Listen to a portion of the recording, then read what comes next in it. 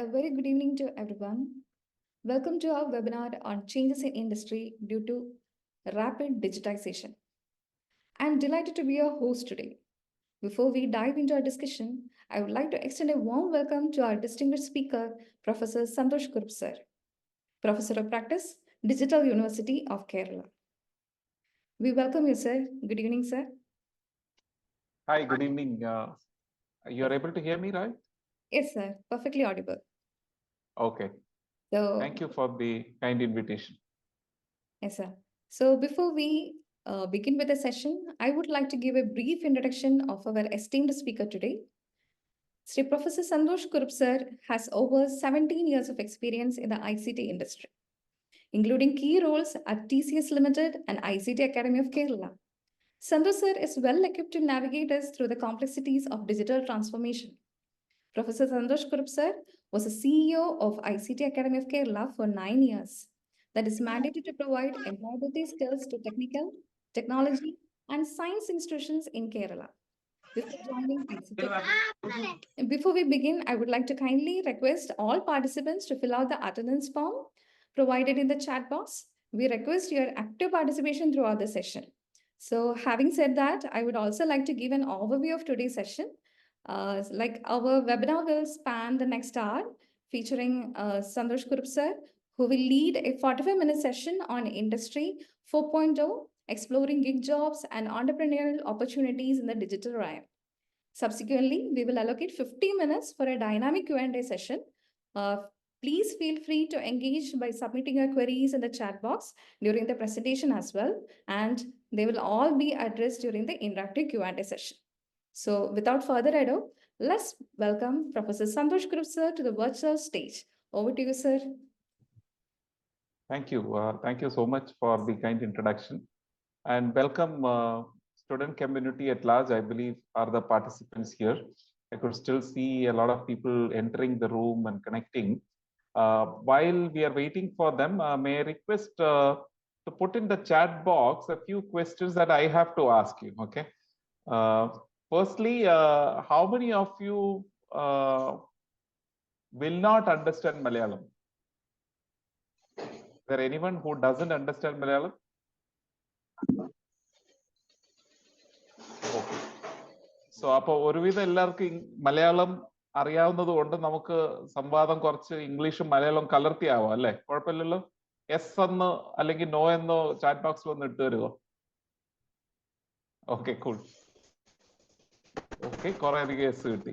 Secondly, എനിക്ക് നിങ്ങളുടെ എല്ലാവരെയും ഒരു 150ഓളം കുട്ടികൾ ജോയിൻ ചെയ്തിട്ടുണ്ട്. അതുകൊണ്ട് എല്ലാവരുമായിട്ട് പരിചയപ്പെടാൻ എനിക്ക് ബുദ്ധിമുട്ടാണ്. അതുകൊണ്ടാണ് ഈ ചോദ്യങ്ങൾ ചോദിക്കുന്നത് കേട്ടോ. സെക്കൻഡ് ക്വസ്റ്റ്യൻ, ഇതിൽ എത്ര പേര് കോളേജിൽ സ്കൂളിൽ പഠിക്കുന്ന എത്ര പേരുണ്ട്? സ്കൂളിൽ ആരെങ്കിലും, സ്കൂൾ കുട്ടികൾ ആരെങ്കിലും ഉണ്ടോ ഈ കൂട്ടത്തില്? എസ് എന്ന് ഇട്ടാൽ മതി. എസ് എന്ന് മാത്രം ഇട്ടാൽ എനിക്ക് മനസ്സിലാവും സ്കൂൾ കുട്ടികൾ ആരെങ്കിലും ഉണ്ടോ. നോ എന്നാണ് പറയുന്നത്. ഓക്കെ ഓക്കെ, അങ്ങനെയാണെങ്കിൽ കോളേജിൽ ഒരു എസ് കണ്ടു. ഓക്കെ, പൊതുവെ കോളേജിൽ പഠിക്കുന്ന കുട്ടികളാണെന്ന് ഞാൻ കരുതുന്നു. ഇതില് എഞ്ചിനീയറിംഗ് കോളേജിൽ പഠിക്കുന്ന കുട്ടികൾ എത്ര പേരുണ്ട്? എഞ്ചിനീയറിംഗ് കോളേജ് എസ് എന്ന് ഇട്ടാൽ മതി. എഞ്ചിനീയറിംഗ് കോളേജിൽ പഠിക്കുന്ന കുട്ടികളാണെങ്കിൽ എസ് എന്ന് മാത്രം ഒന്ന് ആൻസർ ചെയ്താൽ എളുപ്പമായിരുന്നു. ഓക്കെ ഓക്കെ, കുറെ അധികം എഞ്ചിനീയറിംഗ് കോളേജ് കുട്ടികളുണ്ട്. സയൻസ് സെഗ്മെന്റിൽ പഠിക്കുന്ന എത്ര കുട്ടികളുണ്ട്? Science college, okay, polytechnic is fine. Science കോളേജുകളിൽ പഠിക്കുന്ന എത്ര കുട്ടികളുണ്ട്? സയൻസ് കോളേജുകളിൽ ഓക്കെ, കുറച്ചധികം സയൻസ് ഉണ്ട്. പോളിടെക്നിക് ഉണ്ട്. ഓക്കെ ഓക്കെ, ദിൽജിത്ത് യാ എന്ന് പറഞ്ഞു. അപ്പൊ യാ എന്നുള്ളത് എഞ്ചിനീയറിംഗ് ആണോ ഉദ്ദേശിച്ചത് അതോ സയൻസ് ആണോ? പോളിടെക്നിക്, ഓക്കെ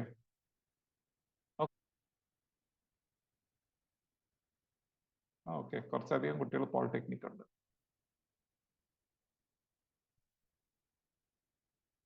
ഓക്കെ, ശരി. കമ്പ്യൂട്ടർ സയൻസുമായിട്ട് ബന്ധപ്പെട്ടുള്ള വിഷയങ്ങൾ പഠിക്കുന്ന എത്ര കുട്ടികളുണ്ട്? കമ്പ്യൂട്ടർ സയൻസ് അല്ലെ കമ്പ്യൂട്ടിംഗ്, IT ഇങ്ങനെയുള്ള കാര്യങ്ങൾ പഠിക്കുന്ന ഉള്ള ഒരു എസ് ഒന്ന് mark ചെയ്യാവോ?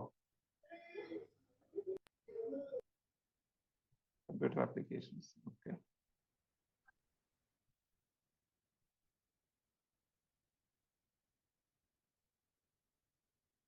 Electronics and communication. Okay. Okay. ശരി, എനിക്ക് ഏകദേശം ഒരു ഐഡിയ കിട്ടിയിട്ടുണ്ട്. അത് ബേസ് ചെയ്തുകൊണ്ട് ഞാനൊന്ന് ഒരു ചെറിയൊരു പ്രസന്റേഷൻ ഉണ്ട്. ആ പ്രസന്റേഷൻ നിങ്ങൾക്ക് എല്ലാവർക്കും കാണാമെന്ന് കരുതുന്നു. Yes, sir. Visible ആണ് sir. ശരി, ഓക്കെ. ഇനിയുള്ള കുഴപ്പമെന്ന് വെച്ചാൽ ഞാൻ ഈ പ്രസന്റേഷൻ ഫുൾ പ്രസന്റേഷൻ മോഡിൽ പോയി കഴിഞ്ഞാൽ എനിക്ക് തീരുന്നിടം വരെ ചാറ്റ് ബോക്സ് കാണാൻ പറ്റില്ല. അപ്പം നിങ്ങൾ ചാറ്റിൽ എഴുതുന്ന എൻ്റെ KKMലെ കൊളീഗ്സ് ഒന്ന് നോട്ട് ചെയ്ത് വെച്ചോണേ. തീർച്ചയായിട്ടും സർ, തീർച്ചയായിട്ടും. ഓക്കെ.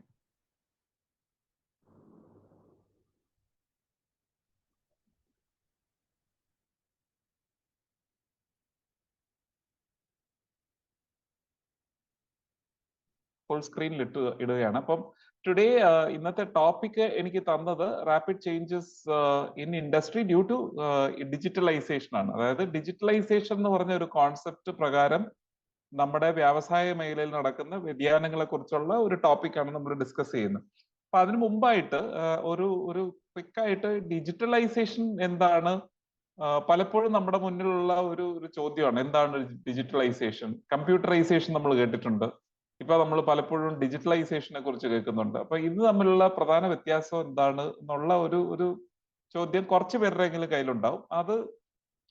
അതിന് ഉത്തരം തന്നുകൊണ്ട് നമുക്കൊന്ന് മുന്നോട്ട് പോകാം. ഡിജിറ്റലൈസേഷൻ വേഴ്സസ് കമ്പ്യൂട്ടറൈസേഷൻ എന്ന് പറയുമ്പോൾ 80കളുടെ തുടക്കത്തിൽ മിക്കവാറും സ്ഥലങ്ങളിൽ നമ്മൾ കമ്പ്യൂട്ടർ ഇൻട്രൊഡ്യൂസ് ചെയ്യുന്ന ഒരു കാലത്ത് പല കാര്യങ്ങളും നമ്മൾ മാനുവൽ ആയിട്ടാണ് ചെയ്തുകൊണ്ടിരുന്നത്. ഫോർ എക്സാമ്പിൾ, നമ്മുടെ എന്താണ് ഒരു അറ്റൻഡൻസ് രജിസ്ട്രേഷൻ, അല്ലെങ്കിൽ നമ്മുടെ ഫിനാൻഷ്യൽ കാര്യങ്ങൾ, അല്ലെങ്കിൽ നമ്മുടെ ഇപ്പൊ റെയിൽവേയിൽ പോയി ബുക്ക് ചെയ്യണമെങ്കിൽ നമ്മൾ ചെയ്തുകൊണ്ടിരുന്നത് നമ്മൾ അവിടെ പോയി ടിക്കറ്റിന്റെ കൗണ്ടറിൽ പോയി നിന്നാൽ നമ്മൾ എഴുതി കൊടുക്കണം ചീട്ട്. അപ്പൊ അവരത് വാങ്ങിച്ചിട്ടിട്ട് ആ ചീട്ടിൽ എഴുതിയ സാധനങ്ങൾ ഒരു ചെറിയൊരു ഹാർഡ് ബോക്സിൽ ടിക്കറ്റുകൾ പ്രിന്റ് ചെയ്ത് വെച്ചിട്ടുണ്ട് മുമ്പേ തന്നെ. ആ ടിക്കറ്റിൽ അവർ നമ്മുടെ പേരും നമ്മുടെ അഡ്രസ്സും അതും ഇതൊക്കെ അവിടെ എഴുതിയിട്ട് അത് നമുക്ക് തരുക ചെയ്തുകൊണ്ടിരുന്നു. ഇപ്പൊ അങ്ങനത്തെ ടിക്കറ്റുകൾ കാണാൻ തന്നെ ഉണ്ടാവില്ല.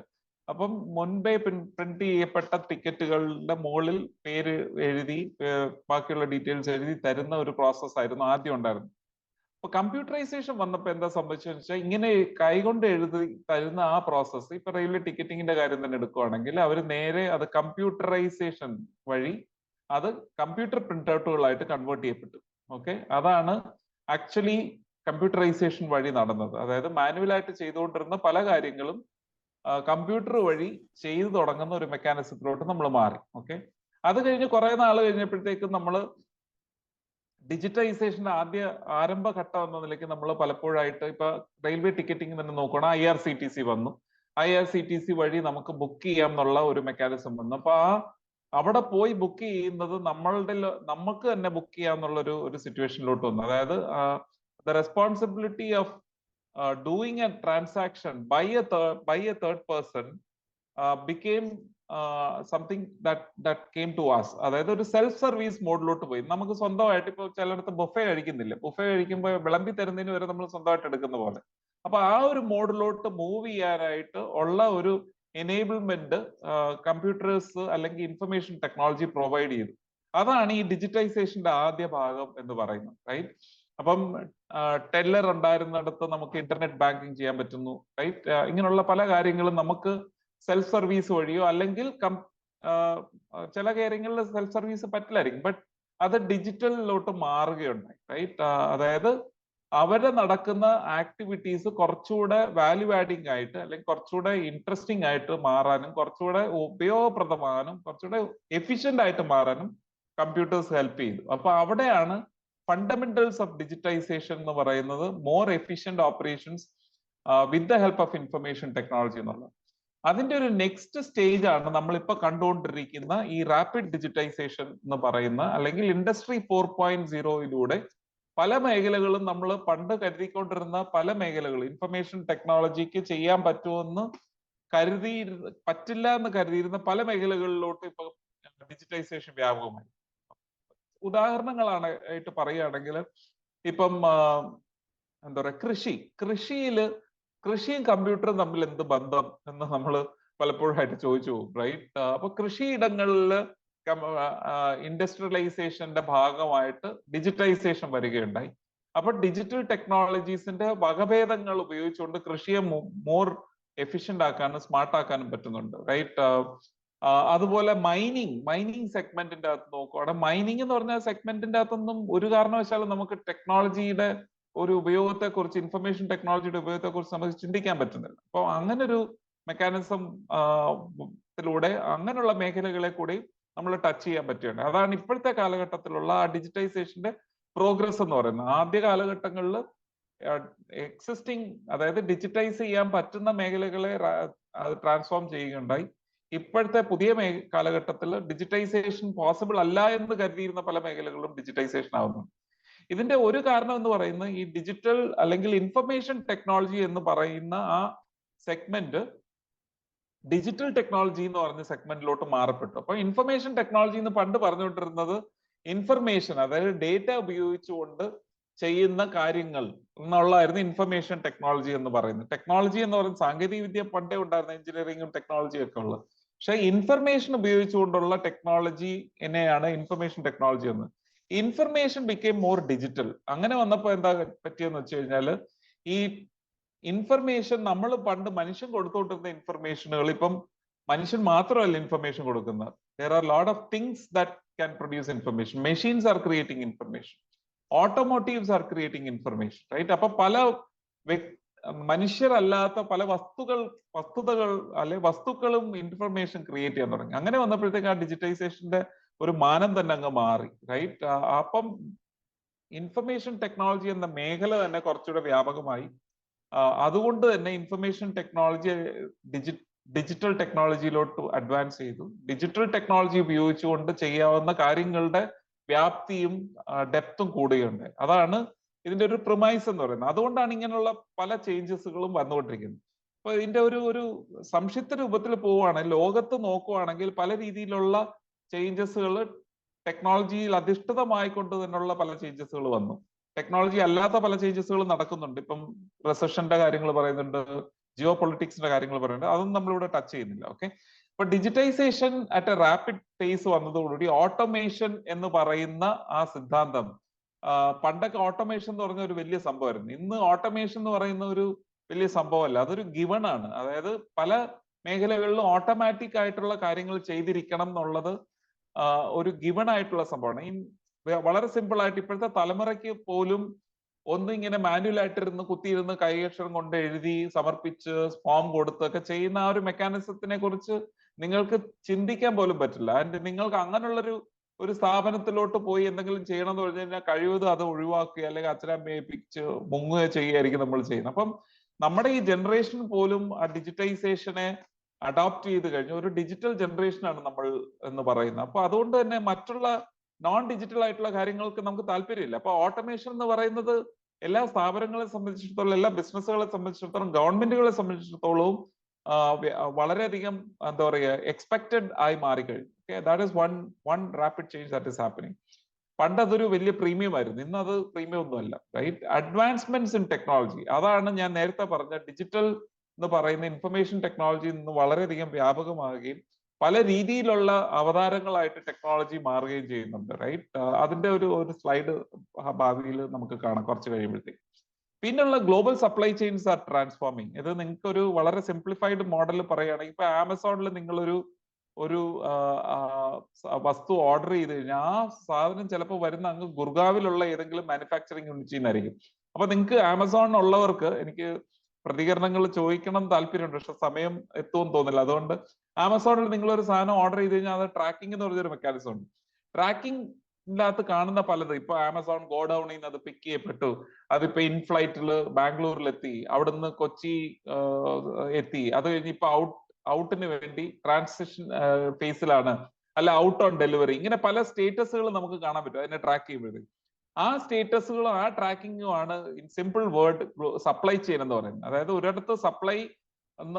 ഒരിടത്ത് ഡിമാൻഡ് വരുന്നു, മറ്റൊരിടത്ത് സപ്ലൈ വരുന്നു. ഈ സപ്ലൈയും ഡിമാൻഡും തമ്മിൽ കൂട്ടിമുട്ടിക്കുന്ന ആ പ്രക്രിയയാണ് സപ്ലൈ ചെയിൻ എന്ന് പറയുന്നത്. അപ്പം ഈ സപ്ലൈ ചെയിനുകൾ വല്ലാതെ മാറി. ഇപ്പൊ ആമസോൺ ഒരു വലിയൊരു എക്സാമ്പിൾ തന്നെയാണ്. പണ്ടൊരു നിങ്ങളുടെയൊക്കെ ചെറുപ്പകാലത്ത് ചിലപ്പം നിങ്ങളൊന്നും ഓർക്കുന്നുണ്ടാവില്ല, നിങ്ങളൊക്കെ ആമസോൺ വിട്ടുള്ള കളി ഉണ്ടോ എന്ന് തന്നെ എനിക്കറിയില്ല. ബട്ട് പഴയ കാലങ്ങളിൽ നോക്കുവാണെങ്കിൽ ഇങ്ങനെയുള്ള ഒരു വസ്തു ഒരു ഡൽഹിയിൽ നിന്നോ അല്ലെങ്കിൽ ഇപ്പൊ പറഞ്ഞ ഗുർഗാവിൽ നിന്നോ ഒക്കെ വാങ്ങണമെങ്കിൽ ആക്ച്വലി ആളുകൾ അവിടെ പോകേണ്ടി വരും. ഡൽഹിയിൽ പോകണം, സാധനങ്ങൾ കണ്ട് ഓർഡർ ചെയ്ത് എടുത്തുകൊണ്ട് വരികയോ അല്ലെങ്കിൽ ഷിപ്പ് ചെയ്യുകയോ ചെയ്ത് അവിടുന്ന് കയറ്റി വിട്ട് തിരിച്ചെത്തണം. മേ ബി ഒരു പരിധി കഴിഞ്ഞു കഴിഞ്ഞാൽ അതേ സാധനം വീണ്ടും ഓർഡർ ചെയ്യണം, ചിലപ്പോൾ ഒന്ന് വിളിച്ച് പറഞ്ഞു കഴിഞ്ഞാൽ ചിലപ്പോൾ അവർ ചെയ്തു തരും. പക്ഷെ അപ്പോഴും ഈ ട്രാൻസാക്ഷന്റെ പ്രശ്നമുണ്ട്, നമുക്ക് പേയ്മെന്റിന്റെ പ്രശ്നങ്ങളുണ്ട്, ഇന്റർനെറ്റ് ബാങ്കിങ് ഒന്നും ഇല്ല. അപ്പൊ നമ്മൾ ചെക്ക് അയച്ചു കൊടുക്കണം, എന്നിട്ട് ആ ചെക്ക് റിസീവ് ചെയ്തതിന് ശേഷം മാത്രമേ അവർ തിരിച്ചു വരുള്ളൂ. അപ്പം ടൈം കൺസ്യൂമിംഗ് ആയിട്ടുള്ള സപ്ലൈ ചെയിനുകളെല്ലാം ഭയങ്കരമായിട്ട് മാറി. ആൻഡ് സെക്കൻഡ്ലി, സപ്ലൈ ചെയിനുകൾ ഇപ്പൊ ഇന്ത്യയിൽ എവിടെ നിന്ന് വേണേലും നമുക്ക് ഇപ്പൊ ഷിപ്പ് ചെയ്യാൻ കാണാൻ പറ്റും എന്ന് പറഞ്ഞ പോലെ തന്നെ ഇന്ത്യയിൽ മാത്രമല്ല ലോകത്ത് എവിടെ നിന്ന് വേണേലും നമുക്ക് ഇപ്പൊ ഷിപ്പ് ചെയ്യുകയും സാധനങ്ങൾ വാങ്ങുകയും ചെയ്യാൻ പറ്റും. അതാണ് ഈ ഗ്ലോബൽ സപ്ലൈ ചെയിൻ എന്ന് പറയുന്ന ആ മെക്കാനിസം ഭയങ്കരമായിട്ട് ട്രാൻസ്ഫോർമേഷൻ ആയിക്കൊണ്ടേ. പിന്നെ നെക്സ്റ്റ് വന്നു കഴിഞ്ഞാൽ which is more important to you people is the nature of work is becoming different. Okay, പണ്ടൊക്കെ നമ്മൾ പഴയ കാലത്തൊക്കെ ഒരു സ്ഥാപനത്തിൽ ജോലി ചെയ്ത് കഴിഞ്ഞാൽ റിട്ടയർമെന്റ് ആകുന്നിടം വരെ ആ സ്ഥാപനത്തിൽ തന്നെ ജീവിക്കുകയും അവിടുന്ന് പെൻഷൻ പറ്റുകയും ഒക്കെ ചെയ്യുന്ന ഒരു വലിയൊരു സ്വപ്ന സാക്ഷാത്കാരമായിട്ടാണ് ഞങ്ങളുടെയൊക്കെ ജനറേഷനും ഞങ്ങളുടെ മുമ്പുള്ള ജനറേഷനും കണ്ടിട്ടുള്ളത്. പക്ഷെ ഞങ്ങളുടെ ജനറേഷനിൽ തന്നെ ഇപ്പൊ വന്നിരിക്കുന്ന മാറ്റങ്ങളെ ഉൾക്കൊള്ളുകൊണ്ടുന്ന ഒരു ജനറേഷനായി ഞങ്ങളും വളർന്നത് കൊണ്ടായിരിക്കാം ഇങ്ങനെയുള്ള ഒരു long term jobs, permanent type jobs അതൊക്കെ മാറുകയാണ്. ഇപ്പൊ ഉണ്ടാകുന്നത് ഓൺ ഡിമാൻഡ് ജോബ്സ് ആണ്. അതായത് എനിക്കിപ്പോ ഒരു ഡിസൈനറിനെ ആവശ്യമുണ്ട്, ഒരു കമ്പനിക്ക് എനിക്കൊരു അടുത്ത ഒരാഴ്ചത്തേക്ക് ഒരു ഡിസൈനറിനെ ആവശ്യമുണ്ട്. അങ്ങനെ വന്നു കഴിഞ്ഞാൽ അതിന് വേണ്ടുന്ന ഒരു പ്ലാറ്റ്ഫോം ഉണ്ട്, അവിടെ പോയി കഴിഞ്ഞു കഴിഞ്ഞാൽ നമുക്ക് ആ ഡിസൈനറിനെ കിട്ടും. റൈറ്റ്, സിമ്പിൾ സാധനമാണെങ്കിൽ ടാക്സി, പണ്ട് നമ്മുടെയൊക്കെ ചില വീടുകളിലൊക്കെ അല്ലെങ്കിൽ നമുക്ക് അറിയാവുന്ന ഒരു ടാക്സിക്കാരൻ ഉണ്ടാവും, അയാൾ സ്ഥിരം ഓട്ടോക്കാരായിട്ട് ഒരു 3-4 പേരുണ്ടാവും. ഇപ്പൊ അങ്ങനല്ല, നമുക്ക് അറിയണമെന്ന് പോലും ഇല്ല ടാക്സി ഏതാണ് ഓട്ടോ ഏതാണെന്ന്. ഊബർ ബുക്ക് ചെയ്ത് കഴിഞ്ഞാൽ അടുത്ത നിമിഷം വരുന്നു, ആ സർവീസ് നമ്മൾ എത്ര സമയമാണെന്ന് ഉപയോഗിക്കുന്നു, അത് കഴിഞ്ഞാൽ പോകുന്നു. മറ്റത് ഞങ്ങളൊക്കെ ടാക്സി ഉപയോഗിച്ച് തുടങ്ങിയ കാലത്തിൽ നമ്മൾ ആ ടാക്സിക്കാരനെ 1 മണിക്കൂർ 2 മണിക്കൂറൊന്നുമില്ല, അയാൾ വന്ന് 1 മണിക്കൂറോ 2 മണിക്കൂറോ വർക്ക് ചെയ്തിട്ട് പോവുമായിരിക്കും. പക്ഷെ അദ്ദേഹത്തിന്റെ ഫീസ് എന്ന് പറഞ്ഞാൽ 1 ദിവസത്തെ ഫീ ആണ്, പിന്നീട് അദ്ദേഹത്തിന് വേറെ ഓട്ടം കിട്ടില്ല. റൈറ്റ്, അങ്ങനെ ഒരു സിറ്റുവേഷൻ ആയിരുന്നു. അപ്പൊ അപ്പോഴത്തെ ആ ഒരു ദിവസത്തേക്കെങ്കിലും കംപ്ലീറ്റ് ആയിട്ട് ബ്ലോക്ക് ചെയ്യേണ്ട ഒരു അവസ്ഥയായിരുന്നു. ഇപ്പൊ അത് വീണ്ടും കുറഞ്ഞ് നമുക്ക് ഓൺ ഡിമാൻഡ് ആ പർട്ടിക്കുലർ ടൈമിന് മാത്രമായി. സിനിമാ തിയേറ്ററുകൾ OTT വന്നതോടുകൂടി കംപ്ലീറ്റ് ആയിട്ട് മാറിയല്ലോ. സിനിമാ തിയേറ്ററുകളിൽ പോയി അവര് പറയുന്ന സമയത്ത് അവര് പറയുന്ന മൂവീസ് നമ്മൾ കാണേണ്ട അവസ്ഥയിൽ നിന്നും നഗരങ്ങളിലൊക്കെ പിന്നെയും ചോയ്സുകൾ ഉണ്ടായിരുന്നു. ഗ്രാമങ്ങളിലൊക്കെ ഞാനൊക്കെ വളർന്ന ചില ഗ്രാമത്തെ ശ്രീകൃഷ്ണ ടാക്കീസിന്റെ അകത്ത് ചിലപ്പോ ഒരു വർഷം മുമ്പ് റിലീസായ പടമായിരിക്കും ഓടുന്നത്, പക്ഷെ വേറെ ചോയ്സ് ഇല്ല. സിനിമ കാണണം തോന്നുവാണെങ്കിൽ ശ്രീകൃഷ്ണ ടാക്കീസ് മാത്രമേ ഉള്ളൂ.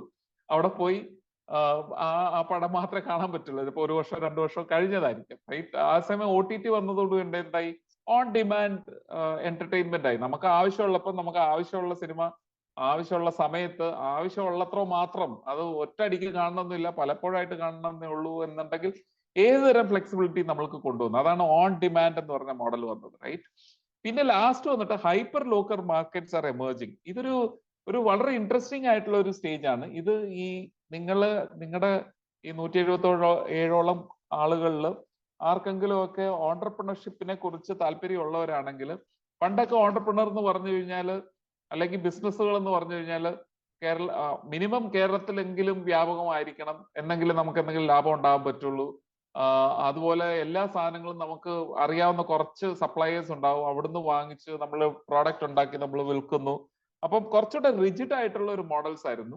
ആൻഡ് കുറച്ചുകൂടെ സെൻട്രലൈസ്ഡ് ആയിരുന്നു പല കാര്യങ്ങളും. ഇപ്പൊ ഗോഡൌണുകൾ അല്ലെങ്കിൽ ഇപ്പൊ കമ്പി വാങ്ങണമെങ്കിൽ, ഇരുമ്പ് വാങ്ങണമെങ്കിൽ ചെന്നൈയിൽ പോകണം, അല്ലെങ്കിൽ കോയമ്പത്തൂർ പോകണം, ഇന്ന മെഷീനറി വാങ്ങണമെങ്കിൽ സേലത്ത് പോകണം. റൈറ്റ്, അങ്ങനെ കുറച്ച് സ്ഥലങ്ങൾ ഐഡന്റിഫൈ ചെയ്തിട്ടുണ്ട്, അവിടുന്ന് മാത്രമേ നമുക്ക് ചെയ്യാൻ പറ്റുള്ളൂ എന്നൊക്കെയായിരുന്നു. ഇപ്പൊ പക്ഷെ ഈ ലോക്കൽ ഹൈപ്പർ മാർക്കറ്റ് എമർജൻസ് എന്ന് പറയുന്നത് ഈ ഊബറിന്റെ പോലെ തന്നെ, ഊബർ വഴി നമ്മൾ ടാക്സിയെ കണക്ട് ചെയ്യുന്ന പോലെ സപ്ലയേഴ്സിനെയും ഡിമാൻഡ് പ്രൊവൈഡേഴ്സിനെയും നമുക്ക് കണക്ട് ചെയ്യാൻ പറ്റുകയും ആ പർട്ടിക്കുലർ ലൊക്കേഷനിൽ, എനിക്കിപ്പം തിരുവനന്തപുരത്തുള്ള ആക്കുളം എന്ന് പറഞ്ഞ സ്ഥലത്ത് എനിക്ക് അവിടെ കിട്ടാവുന്ന വസ്തുതകളെ കുറിച്ചുള്ള വ്യാപകമായ അറിവ് എനിക്ക് കിട്ടുകയും അതുവഴി അവിടെ ഒരു മാർക്കറ്റിലൂടെ നമുക്ക് നമ്മുടെ കാര്യങ്ങൾ പ്രൊഡ്യൂസ് ചെയ്യാനും കൺസ്യൂം ചെയ്യാനുള്ള ഒരു ഓപ്പർച്യൂണിറ്റി കിട്ടുകയുണ്ട്. കേരളം മൊത്തം ഉണ്ടെങ്കിൽ മാത്രമേ ബിസിനസ് ആവുള്ളൂ എന്നുള്ള ഇതില്ലാതെ നമ്മൾ കുറച്ചുകൂടെ ലോക്കലൈസ്ഡ് ആയിട്ടുള്ള പ്രോഡക്ട്സും ലോക്കലൈസ്ഡ് ആയിട്ടുള്ള സപ്ലൈയും നമുക്ക് ഇന്റഗ്രേറ്റ് ചെയ്യാൻ പറ്റി. അതിനെയാണ് ഹൈപ്പർ ലോക്കൽ മാർക്കറ്റ് എന്ന് പറയുന്ന ഒരു സിദ്ധാന്തമായിട്ട് വരുന്നത്. അപ്പൊ നിങ്ങൾക്ക്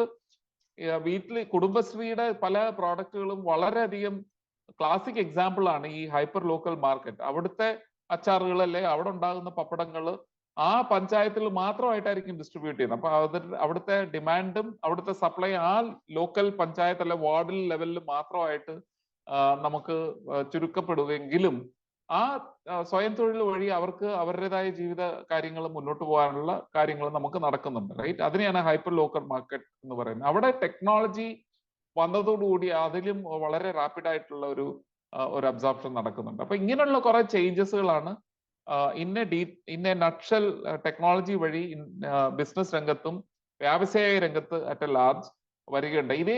ഇതേ കാര്യങ്ങൾ നമ്മുടെ സാമൂഹിക രംഗത്ത് മാറ്റങ്ങൾ വരുത്തിയിട്ടുണ്ട്, നമ്മുടെ ഗവൺമെന്റ് സർവീസസിൽ മാറ്റങ്ങൾ വരുത്തിയിട്ടുണ്ട്, ഈ ഗവർണൻസ് എന്ന് പറഞ്ഞുകൊണ്ട്. അപ്പം ഇത് വ്യാവസായിക മേഖല മാത്രമല്ല മറ്റു മേഖലകളെയും ടച്ച് ചെയ്യുന്നുണ്ടെങ്കിലും വ്യാവസായിക മേഖലയിലായിരുന്നു നമ്മുടെ ഫോക്കസ് ഇന്നത്തെ ഡിസ്കഷൻ എന്നുള്ള നിലയ്ക്ക് ഞാൻ ഇതിനെ പറഞ്ഞു തന്നുള്ളൂ. ഓക്കെ, ഇനി കുറച്ചുകൂടെ ഒന്ന് ഡ്രിൽ ഡൗൺ ചെയ്യുകയാണെങ്കിൽ അടുത്ത ഒരു 10-15 മിനിറ്റ് ഞാൻ അങ്ങനെ ആ നേരത്തെ പറഞ്ഞ കാര്യങ്ങളുടെ ഒരു ചെറിയ ഡ്രിൽ ഡൗൺ ഞാൻ കൊണ്ടുപോകണം. ടെക്നോളജിയിൽ വന്നിട്ടുള്ള മാറ്റങ്ങളെ കുറിച്ച് പറയണ്ടേ. അപ്പം what are the changes in technology? Most importantly നമ്മൾ വിളിക്കുന്നതാണ് ഓട്ടോമേഷൻ എന്ന് പറയുന്നത്. അപ്പം റോബോട്ടിക്സ് വരികയും സ്മാർട്ട് മെഷീൻസുകൾ വരികയും ചെയ്യുന്നതോട് റിപ്പറ്റേറ്റീവ് ആയിട്ടുള്ള കാര്യങ്ങൾ ഈ മെഷീൻസുകൾ ഏറ്റെടുക്കാൻ തുടങ്ങും, റൈറ്റ്? അതായത് കോഗ്നിഷൻ വേണ്ടാത്ത, ഇന്റലിജൻസ് വേണ്ടാത്ത പല കാര്യങ്ങളും ഓട്ടോമേഷൻ വഴി നമ്മളുടെ ഇൻഫാക്ട് ഇൻഡസ്ട്രിയൽ റെവല്യൂഷൻ, അതായത് വ്യാവസായിക വിപ്ലവം തുടങ്ങിയ കാലം മുതൽ മനുഷ്യൻ മാനുവലായിട്ട് ചെയ്തതിനെ ഓട്ടോമേറ്റ് ചെയ്യുന്നതാണ് വ്യാവസായിക വിപ്ലവം എന്ന് പറയുന്നത്. അപ്പൊ ഓട്ടോമേഷൻ എന്ന് പറയുന്നത് നൂറ്റാണ്ടുകൾക്ക് മുമ്പുള്ള ഒരു മെക്കാനിസം തന്നെയാണ്. ഓട്ടോമാറ്റിക് എന്നൊക്കെ നമ്മൾ പറയുന്നത് മുമ്പേ ഉണ്ടായിരുന്ന ഒരു സിദ്ധാന്തമാണെങ്കിലും ഇപ്പൊ അത് കുറച്ചുകൂടെ കൂടുതലായിട്ട് ഇൻഫർമേഷൻ ടെക്നോളജിയും ഡിജിറ്റൽ ടെക്നോളജിയും കാരണം കുറച്ചുകൂടെ കൂടുതൽ വ്യാപകമായി. അപ്പൊ റോബോട്ട്സുകൾ വന്നു, സ്മാർട്ട് മെഷീൻസുകൾ വന്നു, ഇവ വഴി എഫിഷ്യൻസിയും പ്രൊഡക്ടിവിറ്റിയും കൂട്ടാൻ പറ്റി. ഓട്ടോമേഷന്റെ മറ്റൊരു തലമാണ്, അതായത് റെപ്പിറ്റേറ്റീവ് ടാസ്കുകൾ കൂടാതെ തന്നെ മനുഷ്യൻ ഇന്ന് നേരിടുന്ന ഒരു വെല്ലുവിളി എന്ന് പറയാവുന്ന ഒരു സാഹചര്യം ഉണ്ടായിരിക്കുന്നത് മെഷീൻസിലോട്ട് ഇന്റലിജൻസ് ബിൽഡ് ചെയ്യപ്പെട്ടു. അതിനെയാണ് നിർമ്മിത ബുദ്ധി അല്ലെ ആർട്ടിഫിഷ്യൽ ഇന്റലിജൻസ് എന്ന് പറയുന്നത്. ആർട്ടിഫിഷ്യൽ ഇന്റലിജൻസ് ബിൽഡ് ചെയ്യപ്പെട്ടതോടുകൂടി മറ്റേത് ഞങ്ങളുടെ ടെക്നോളജി ടേംസിൽ പറയുകയാണെങ്കിൽ പണ്ടതെല്ലാം റൂൾ ബേസ്ഡ് ആയിരുന്നു.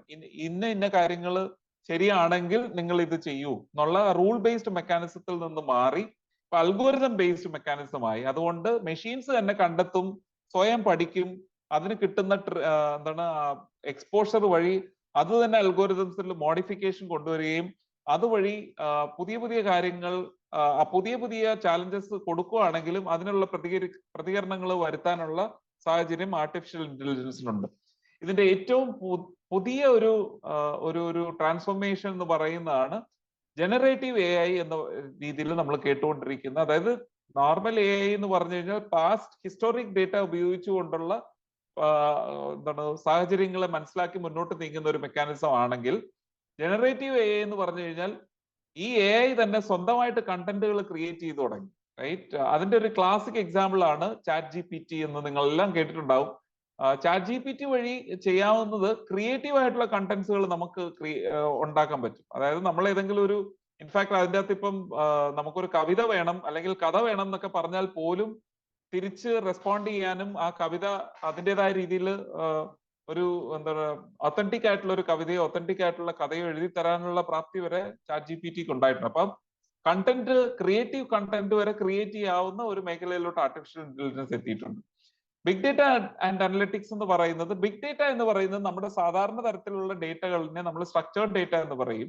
പക്ഷേ ഈ പുതിയ കാലഘട്ടത്തിലെ ഡേറ്റകൾ ഒന്നും സ്ട്രക്ചേർഡ് അല്ല. ഫേസ്ബുക്കിന്റെ അകത്ത് നമ്മൾ എഴുതുന്നത് നമുക്ക് എന്ത് തോന്നിയത് എഴുതാൻ പറ്റും, റൈറ്റ്? അതേസമയം നമ്മളിപ്പോൾ IRCTCയുടെ വെബ്സൈറ്റ് എക്സാമ്പിൾ അഗെയിൻ പറയുകയാണ്, IRCT is A structured data.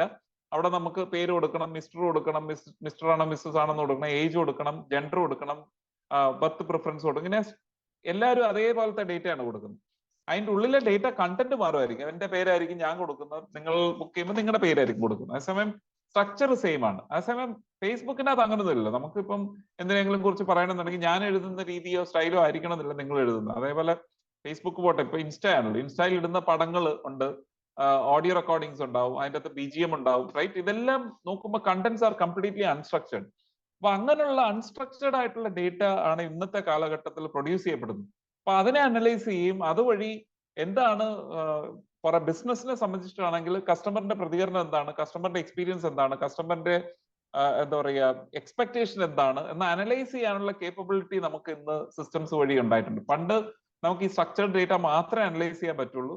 ഇന്ന് അൺസ്ട്രക്ചർഡ് ആയിട്ടുള്ള ഡേറ്റകളും നമുക്ക് അനലൈസ് ചെയ്യാൻ പറ്റും. അതാണ് ഈ ബിഗ് ഡേറ്റ അനലിറ്റിക്സ് എന്ന് പറഞ്ഞ് ഉദ്ദേശിക്കുന്നത്. ഇന്റർനെറ്റ് ഓഫ് തിങ്സ് എന്ന് പറയുന്നത് ഇന്റർനെറ്റും തിങ്സും രണ്ടായിട്ട് സെപ്പറേറ്റ് ചെയ്യണം. തിങ്സ് പണ്ട് കാര്യങ്ങൾ ഞാൻ നേരത്തെ പറഞ്ഞത് മനുഷ്യനായിരുന്നു ഇൻഫർമേഷൻ ടെക്നോളജിയുടെ ഏറ്റവും വലിയ പ്രൊഡ്യൂസർ ഓഫ് ഇൻഫർമേഷൻ. ഇന്ന് ഇൻഫർമേഷൻ പ്രൊഡ്യൂസ് ചെയ്യുന്ന മനുഷ്യനെക്കാട്ടിലും ഈ തിങ്സ് എന്ന് പറയുന്നതാണ്. നമ്മുടെ ട്യൂബ് ലൈറ്റുകളോ അല്ലെങ്കിൽ സ്മാർട്ട് വാച്ചുകളോ അല്ലെങ്കിൽ സ്മാർട്ട് ഫോണുകളോ അല്ലെങ്കിൽ സ്മാർട്ട് വർക്കിംഗ് എന്താ പറയുക വാഷിംഗ് മെഷീനോ അങ്ങനെയുള്ള പല ഡിവൈസുകളും, ഇൻഫാക്ട് നമ്മളെല്ലാം കേട്ടുകൊണ്ടിരിക്കുന്ന AI ക്യാമറകൾ വരെ ആ വസ്തു പോലും ഈ ഒട്ടനവധി ഇൻഫർമേഷൻ ക്രിയേറ്റ് ചെയ്യുന്നുണ്ട്. അപ്പം things are creating lot of information and ആ തിങ് ക്രിയേറ്റ് ചെയ്ത ഇൻഫർമേഷനെ പ്രോസസ് ചെയ്ത് എഡ്ജ് കമ്പ്യൂട്ടിംഗ് എന്ന് പറയുന്ന ടെക്നോളജി യൂസ് ചെയ്ത് പ്രോസസ് ചെയ്ത് അത് ബിറ്റ്വീൻ സിസ്റ്റംസ് ട്രാൻസ്ലേറ്റ് ചെയ്യുന്ന ട്രാൻസ്മിറ്റ് ചെയ്യുന്ന ഇന്റർനെറ്റ് ഉപയോഗിച്ച് ട്രാൻസ്മിറ്റ് ചെയ്യുന്നതിനാണ് ഇന്റർനെറ്റ് ഓഫ് തിങ്സ് എന്ന് പറയുന്നത്. ആ മേഖലയിൽ വളരെ വിസ്ഫോടകരമായ ഒരു മുന്നേറ്റമാണ് നമ്മുടെ കഴിഞ്ഞ 5 വർഷങ്ങൾ കൊണ്ട് നടന്നിട്ടുള്ളത്. ഭാവിയിൽ നോക്കുവാണെങ്കിലും വളരെയധികം പ്രാധാന്യമുള്ള പല കാര്യങ്ങളും അതിൻ്റെ അകത്ത് നടക്കും എന്നാണ് നമ്മൾ മനസ്സിലാക്കുന്നത്, റൈറ്റ്? പിന്നെ പല അഡീഷണൽ ടെക്നോളജി മേഖലകളുണ്ട്. Extended reality technology, AR VR ഹെഡ്സെറ്റുകളെ കുറിച്ചൊക്കെ നിങ്ങൾ പറയുണ്ടായി. ഇപ്പം ആപ്പിൾ ഒരു പുതിയ ഹെഡ്സെറ്റ് അവർ റിലീസ് ചെയ്തിട്ടുണ്ട്. HD കൺസംഷന് വേണ്ടിയിട്ടുള്ള ഹെഡ്സെറ്റ് ആണ്. 3D printing is another area. പണ്ട് നമ്മൾക്ക് ഒരു മോൾഡ് ഉണ്ടാക്കി ഒരു സാധനം ഉണ്ടാക്കണമെങ്കിൽ അതിന് വേറെ ഒരു സെപ്പറേറ്റ് ഡിപ്പാർട്ട്മെന്റ് അല്ലെ സെപ്പറേറ്റ് ഓർഗനൈസേഷൻ ഉണ്ടാവും. മാസങ്ങളോ വർഷങ്ങളോ ഒക്കെ കൊണ്ടായിരിക്കാം ചിലപ്പം അത്രയധികം മാനുഫാക്ചറിങ് ക്വാളിറ്റി ഉള്ള കോണ്ടന്റുകൾ അല്ലെ എന്താ പറയുക ആസറ്റ്സുകൾ ക്രിയേറ്റ് ചെയ്യപ്പെടുന്നത്. ഇന്ന് നമ്മുടെ വീട്ടിലൊരു പ്രൊഡക്ഷൻ ഗ്രേഡ് 3D പ്രിന്റർ ഉണ്ടെങ്കിൽ 1 ലക്ഷം 2 ലക്ഷം രൂപ കൊടുത്തു കഴിഞ്ഞാൽ വാങ്ങിച്ചെടുക്കാവുന്ന ഒരു 3D പ്രിന്റർ ഉണ്ടെങ്കിൽ പ്ലാസ്റ്റിക്കോ അല്ലെങ്കിൽ അയേൺ പ്രോഡക്റ്റോ അല്ലെങ്കിൽ ഈവൻ സിമെന്റുകളും ഒക്കെ ഉപയോഗിച്ചുകൊണ്ട് ഉള്ള പ്രോഡക്റ്റുകളോ വരെ നമുക്ക് ക്രിയേറ്റ് ചെയ്യാൻ പറ്റും. ഈ ഇടയ്ക്ക് ബാംഗ്ലൂരിൽ fully 3D printed GPO general post office create ചെയ്യപ്പെടുകയുണ്ടായി. ഒരു full fledged 1 story building fully functional post office 3D printer വഴി ക്രിയേറ്റ് ചെയ്യപ്പെട്ടു. അത് വെറും 14 ദിവസം കൊണ്ടോ 16 ദിവസം കൊണ്ടാണ് ക്രിയേറ്റ് ചെയ്യപ്പെട്ടത്. അപ്പം technology is quite advanced, not just in information area, but also in other areas. Blockchain is another area which is breaking the news in lot many ways. ഇതെല്ലാം ഒരു ദിവസത്തെ വർക്ക്ഷോപ്പിന് പറ്റിയ കോണ്ടന്റ് ആണ്. നമുക്ക് അത്ര സമയമില്ലാത്തതുകൊണ്ട് ഞാനൊന്ന് പറഞ്ഞു വിടുകയാണ്. ക്ലൈമറ്റ് ടെക് എന്ന് പറയുന്ന ഒരു കാര്യം കൂടെ ഞാനൊന്ന് സൂചിപ്പിച്ചിട്ട് അടുത്തതിലോട്ട് പോകാം. ക്ലൈമറ്റ് ടെക് എന്ന് പറയുന്നത് ഇന്നത്തെ കാലഘട്ടത്തിൽ നമ്മൾ നേരിടുന്ന ഏറ്റവും വലിയ വെല്ലുവിളികളിൽ ഒന്നെന്ന് പറയുന്ന ക്ലൈമറ്റ് ചേഞ്ച് ആണ്. അതായത് താപനില, നമ്മുടെയൊക്കെ തന്നെ കേരളത്തിൽ തന്നെ താപനില കൂടിക്കൊണ്ടിരിക്കുന്നു. കടൽ ചിലയിടത്ത് അതിക്രമിച്ച് കയറുന്നു, ചിലയിടത്ത് പിൻവാങ്ങുന്നു. അഭൂതപൂർവമായ രീതിയിലുള്ള വ്യതിയാനങ്ങളാണ് കൊണ്ടുവരുന്നത്. അത് പണ്ടും കടൽ കയറ്റവും കടലിറക്കവും ഒക്കെ ഉണ്ടാവുമെങ്കിൽ ഇപ്പോൾ നടക്കുന്നത് മനുഷ്യന് പ്രഡിക്റ്റ് ചെയ്യാവുന്ന ലെവലിന്റെ അപ്പുറത്ത് നിന്നുകൊണ്ടുള്ള രീതിയിലാണ് അത് പൊയ്ക്കൊണ്ടിരിക്കുന്നത്. അപ്പം ഇതുപോലുള്ള ചേഞ്ചസിന്റെ കാരണം മനുഷ്യനിർമ്മിതമായ കാര്യങ്ങൾ തന്നെയാണ് എന്നാണ് നമ്മുടെ ശാസ്ത്രം തെളിയിച്ചിട്ടുള്ളത്. അപ്പം ഒരു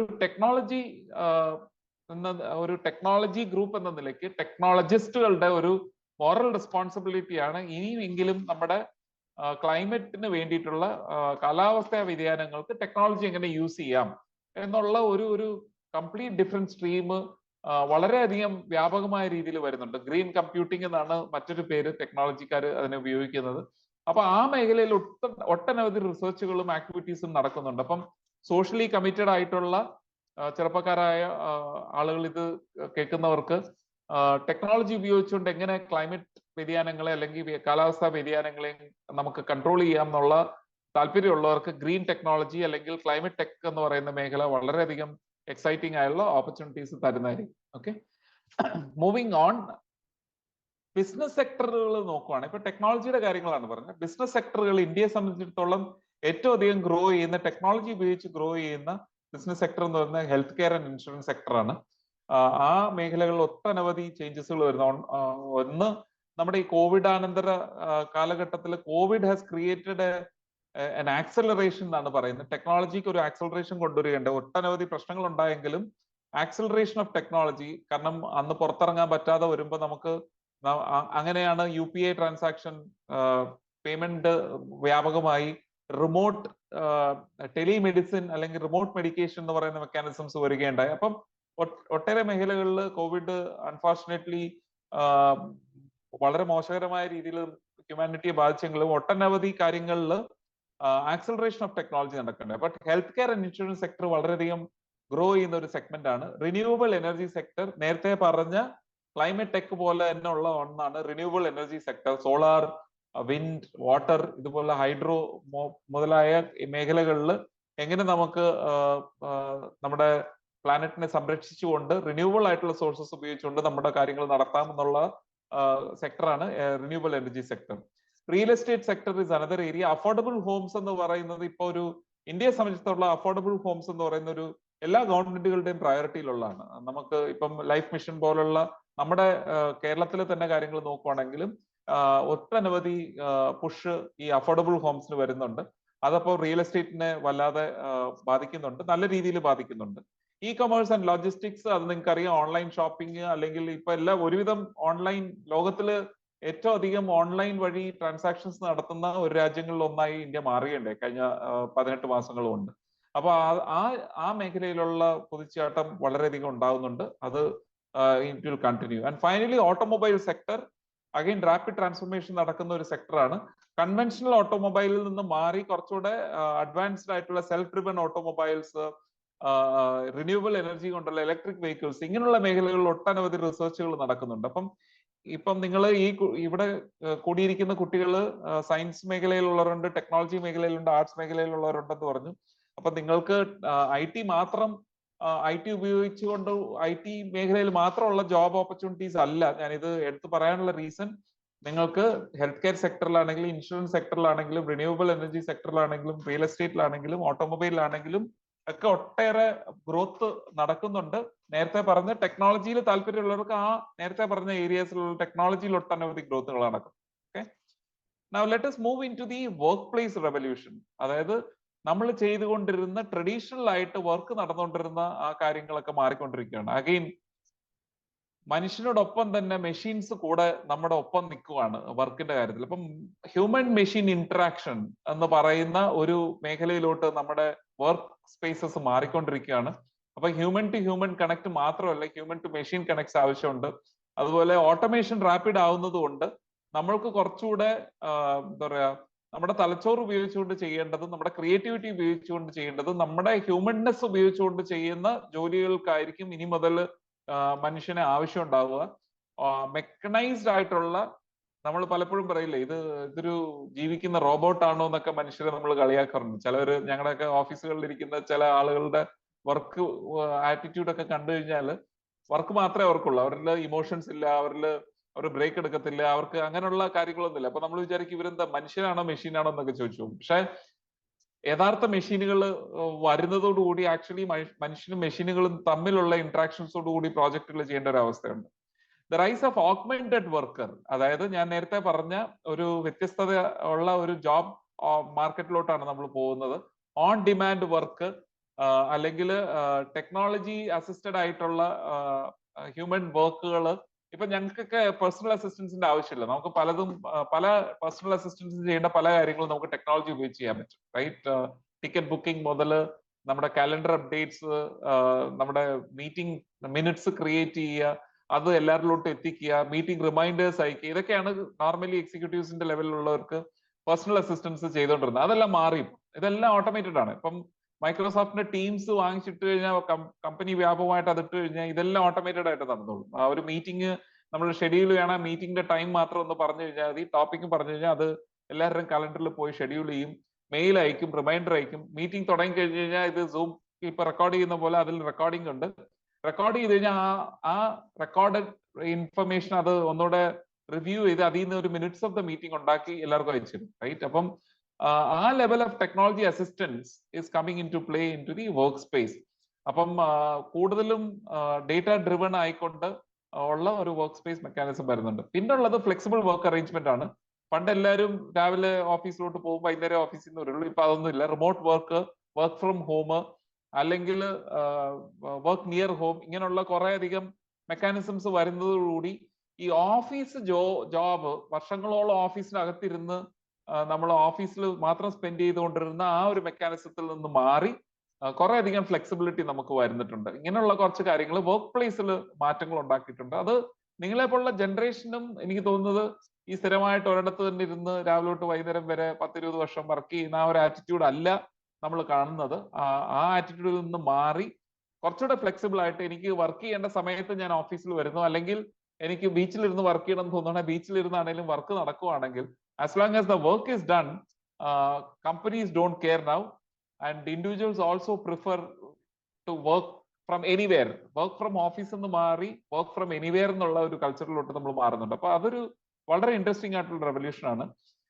പിന്നുള്ള ഒരു ഏരിയ എന്ന് പറയുന്നത് ഡിജിറ്റൽ ട്രാൻസ്ഫോർമേഷൻ ഇനിഷ്യേറ്റീവ്സ് ആണ്. ഇത് നിങ്ങൾ കുറച്ചുകൂടെ സോഷ്യലി കോൺഷ്യസ് ആയിട്ടുള്ള ആളുകൾക്കാണെങ്കിൽ മനസ്സിലാക്കാവുന്ന കുറച്ച് കാര്യങ്ങളുണ്ട്.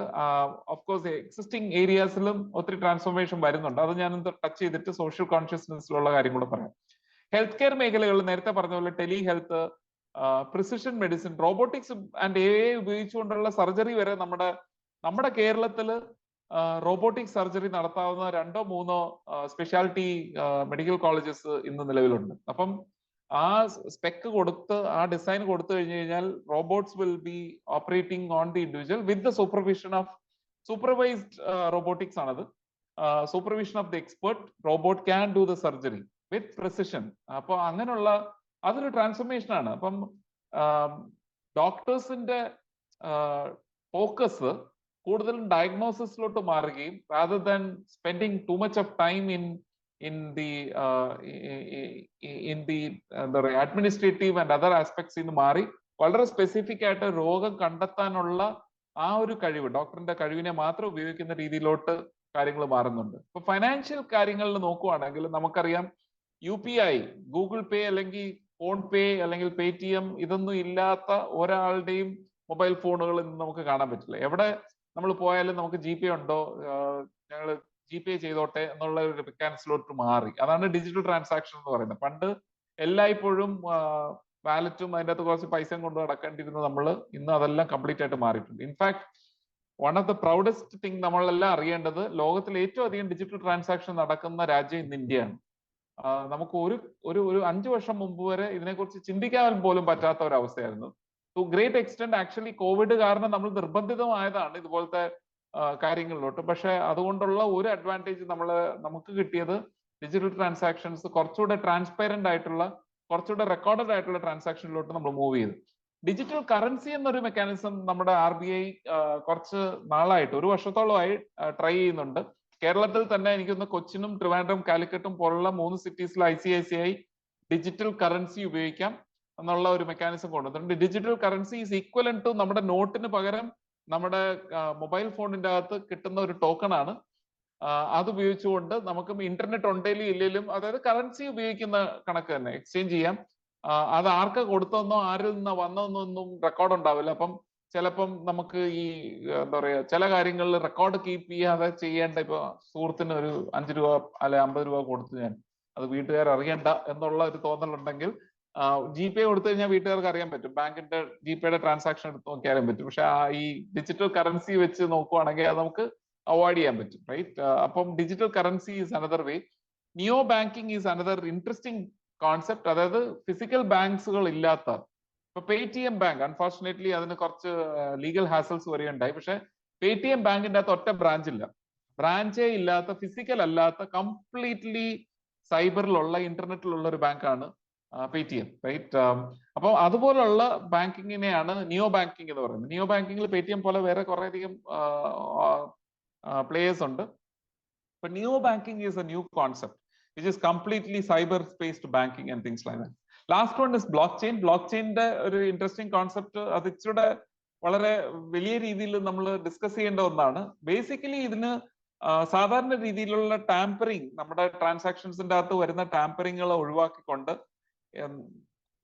മനുഷ്യന് പോലും മാറ്റാൻ പറ്റാത്ത രീതിയിലുള്ള ലോക്കുകൾ ഇട്ട് നമ്മൾ നടത്തുന്ന ട്രാൻസാക്ഷനെ സേവ് ചെയ്യുന്നതാണ് block chain. In a very very small way to explain block chain. വളരെ ഇൻട്രസ്റ്റിംഗ് ആയിട്ടുള്ള ഒരു ടെക്നോളജി ആണത്. അതുപോലെ തന്നെ ഒരു കമേഴ്ഷ്യൽ പ്രോസസ്സും കൂടാണ്.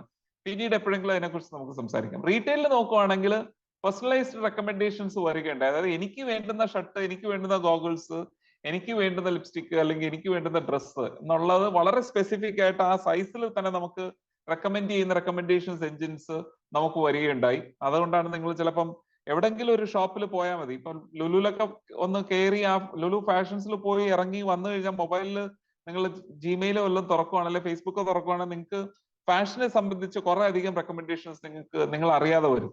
നിങ്ങൾ ഒന്നും ചെയ്തിട്ടില്ല, ആ ഫാഷൻ സ്റ്റോറിന്റെ അകത്ത് പോയി ഒന്നും വാങ്ങിക്കുക പോലും വേണ്ട, ജസ്റ്റ് കയറി അകത്തുനിന്ന് പുറത്തോട്ട് വന്നു കഴിഞ്ഞാൽ മതി, അത് പിക്ക് ചെയ്യും. കാരണം GPS ഓൺ ആയിട്ടുണ്ടെങ്കിൽ ആ GPS വഴി ഗൂഗിളിന് അറിയാൻ പറ്റും താങ്കൾ ലുലു ഫാഷൻസിന്റെ അകത്ത് കയറിയിട്ടുണ്ട്. That means there is an interest for this guy.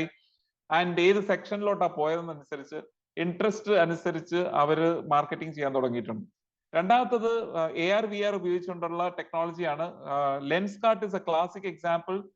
ഒരു എക്സ്റ്റൻഡഡ് റിയാലിറ്റി മോഡലിൽ നമ്മൾ എന്താ പറയാ ഗ്ലാസ് ഇട്ട് നോക്കി നമ്മുടെ പിക്ചറിന് അനുസൃതമായിട്ട് ഗ്ലാസ് ഇട്ട് നോക്കി ഒരു 3 ഡയമെൻഷണൽ മോഡൽ ക്രിയേറ്റ് ചെയ്ത് തരുന്ന ഒരു മെക്കാനിസമാണ്. എക്സ്റ്റൻഡഡ് റിയാലിറ്റി ഉപയോഗിക്കുന്ന ഒട്ടനവധി റീറ്റെയിൽ ഷോപ്പുകളുണ്ട്. അതായത് ഡ്രസ്സ് നമുക്ക് നമ്മുടെ സൈസിന് നമ്മുടെ ഫോട്ടോ 3 ഡയമെൻഷനിൽ എടുത്തിട്ട് ആ ഡ്രസ്സ് നമ്മളായിട്ട് ഇട്ട് നോക്കുമ്പോൾ അതിൽ വരുന്ന വ്യതിയാനങ്ങൾ എന്താണെന്ന് നമുക്ക് അറിയാൻ പറ്റും. അപ്പം ഒരു കടയിൽ പോയി നമ്മൾ ഇട്ട് നോക്കുന്നതിന് പകരം വീട്ടിലിരുന്ന് തന്നെ ഇട്ട് നോക്കി നമുക്ക് കൺഫേം ചെയ്യാവുന്ന ഒന്നാണ്.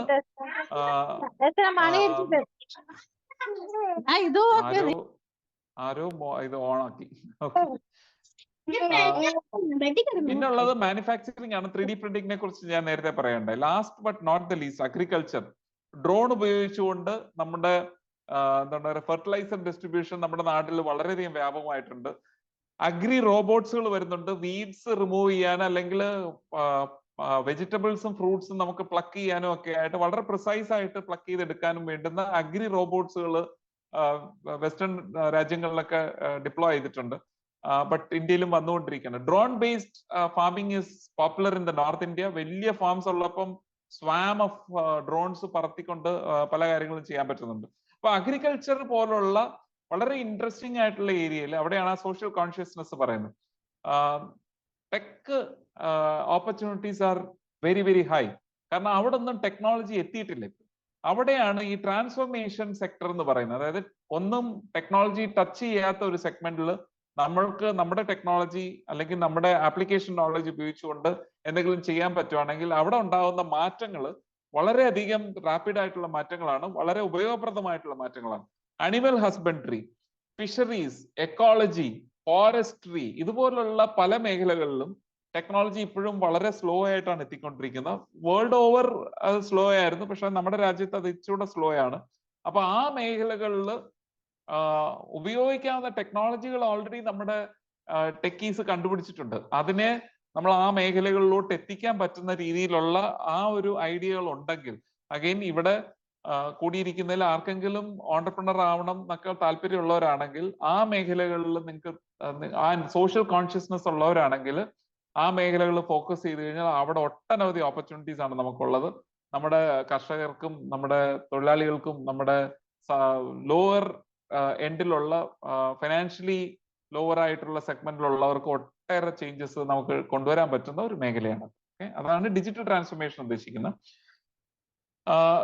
പല ഏരിയയിലും പുതിയതായിട്ട് വന്നിട്ടുള്ള ജോബ് ഡിമാൻഡ്സ് ആണ് machine learning specialist, prompt engineers, robotics, cyber security experts, automation specialist, ഇങ്ങനെയുള്ള പുതിയ കുറെ ജോബ് റോൾസുകൾ നമുക്ക് വരുന്നുണ്ട്. അതോടൊപ്പം തന്നെ കുറെ അധികം ജോബ്സ് നമ്മുടെ നാട്ടിൽ നിന്ന് മാറിക്കൊണ്ടിരിക്കുകയാണ്. കാഷിയേഴ്സ്, ടെലിമാർക്കറ്റേഴ്സ്. ടെലിമാർക്കറ്റിംഗ് ഒക്കെ 2 വർഷം മുമ്പ് വരെ ഉണ്ടായിരുന്നു. ഇപ്പോഴും ചെറിയ രീതിയിൽ ഇന്ത്യയിൽ പല കമ്പനികളും ഉപയോഗിക്കുന്നുണ്ട്. പക്ഷെ മിക്കവാറും എല്ലാ കമ്പനികളും ഇപ്പോൾ ഓട്ടോമേറ്റഡ് വോയിസസ് ആണ്, റോബോട്ടിക് വോയിസും AI ഉപയോഗിച്ചുള്ള മെക്കാനിസംസ് വഴിയാണ് അത് ചെയ്യുന്നത്.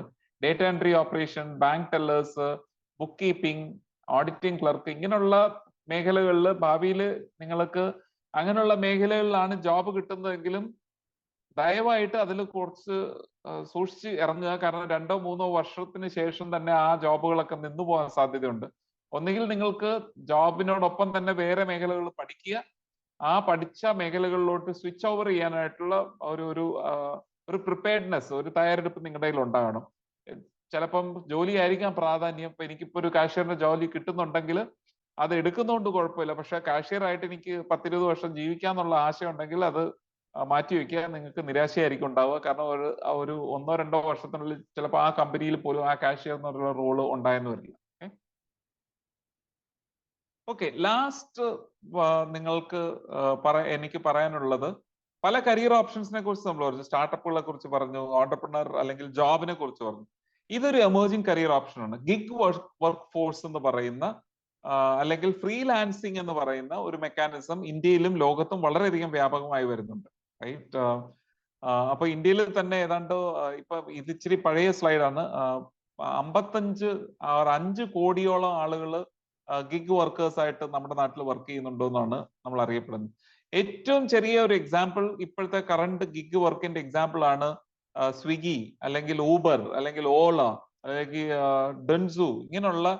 ഇങ്ങനെയുള്ള മേഖലകളിൽ ജോലി ചെയ്യുന്നവരെയാണ് നമ്മൾ നേരിട്ട് എപ്പോഴും കണ്ടുകൊണ്ടിരിക്കുന്ന ഗിഗ് വർക്കാണ്. ഗിഗിന്റെ ഡെഫിനിഷൻ എന്ന് പറഞ്ഞാൽ ഒരു പർട്ടിക്കുലർ ടാസ്ക്, ഏതെങ്കിലും ഒരു ജോലി ചെയ്യാൻ വേണ്ടി നമ്മൾ ഉപയോഗിക്കുന്ന ഒരു ട്രാൻസാക്ഷൻ ആണ്. അപ്പൊ എനിക്ക് ഒരു സ്ഥലത്തു നിന്ന് ഒരു സാധനം എടുത്ത് മറ്റൊരു സ്ഥലത്തോട്ട് എത്തിക്കുക, റൈറ്റ്? അതിന് ഒരു ആളിനെ ആവശ്യമുണ്ട്. ഡൻസു എന്ന് പറയുന്ന ഒരു ഫേമസ് ഓർഗനൈസേഷൻ ഈ പരിപാടി ചെയ്യുന്നുണ്ട്. അപ്പം കൊറിയർ എടുത്ത് ഈ ഒരേ നഗരത്തിലുള്ള ഒരു കൊറിയർ എടുത്ത്, എനിക്കൊന്ന് സ്വിഗ്ഗിക്കും അങ്ങനെ ഒരു ഇതുണ്ടെന്ന് തോന്നുന്നു, ഒരു ഓപ്ഷൻ ഉണ്ടെന്ന് തോന്നുന്നു. അപ്പൊ നിങ്ങൾക്കിപ്പോ ഒരു ബുക്ക്, നിങ്ങൾ പഠിക്കുന്ന ഒരു ബുക്ക് നിങ്ങളുടെ ഒരു ഫ്രണ്ടിന് എത്തിക്കണം എന്നുണ്ടെങ്കിൽ, നമ്മൾ ഇത് വണ്ടിയോ ബൈക്കോ എടുത്ത് അവിടെ പോയി കൊടുക്കുന്നതിന് വരെ ഈ സർവീസ് ബുക്ക് ചെയ്ത് കഴിഞ്ഞാൽ അവർ വന്ന് നിങ്ങളുടെ ഈ ബുക്ക് എടുത്ത് അവിടെ കൊണ്ട് കൊടുക്കും. മേ ബി ഒരു 15 രൂപ 20 രൂപ ആയിരിക്കും, ഡിപ്പെൻഡിങ് ഉണ്ട്, ഫീസ് കൊടുക്കേണ്ടി വരും. അപ്പം അതോടുകൂടി ആ ടാസ്ക് കഴിഞ്ഞു, അതോടെ ആ ആളുടെ ജോലി കഴിഞ്ഞു. പിന്നീട് ചിലപ്പോൾ ബിക്കോസ് അയാൾ അറ്റാച്ച് ചെയ്തിരിക്കുന്ന കമ്പനിയിൽ ഇതുപോലെ ഒട്ടനവധി ടാസ്ക് റിക്വയർമെന്റ്സ് വരുന്നതുകൊണ്ട് അയാൾ ഡ്രോപ്പ് ചെയ്ത് കഴിഞ്ഞാൽ ഉടനെ വേറൊരു ജോലി അയാൾക്ക് കിട്ടിയേക്കും. അപ്പം ഓരോ ടാസ്കിനനുസരിച്ചുള്ള ജോലികൾ ചെയ്യുന്നതിനാണ് ഗിഗ് വർക്ക് എന്ന് പറയുന്നത്. പുതിയ ജനറേഷനിൽ പഠിക്കുമ്പോൾ തന്നെ പലരും ഗിഗിൽ ഏർപ്പെടുന്നുണ്ട്.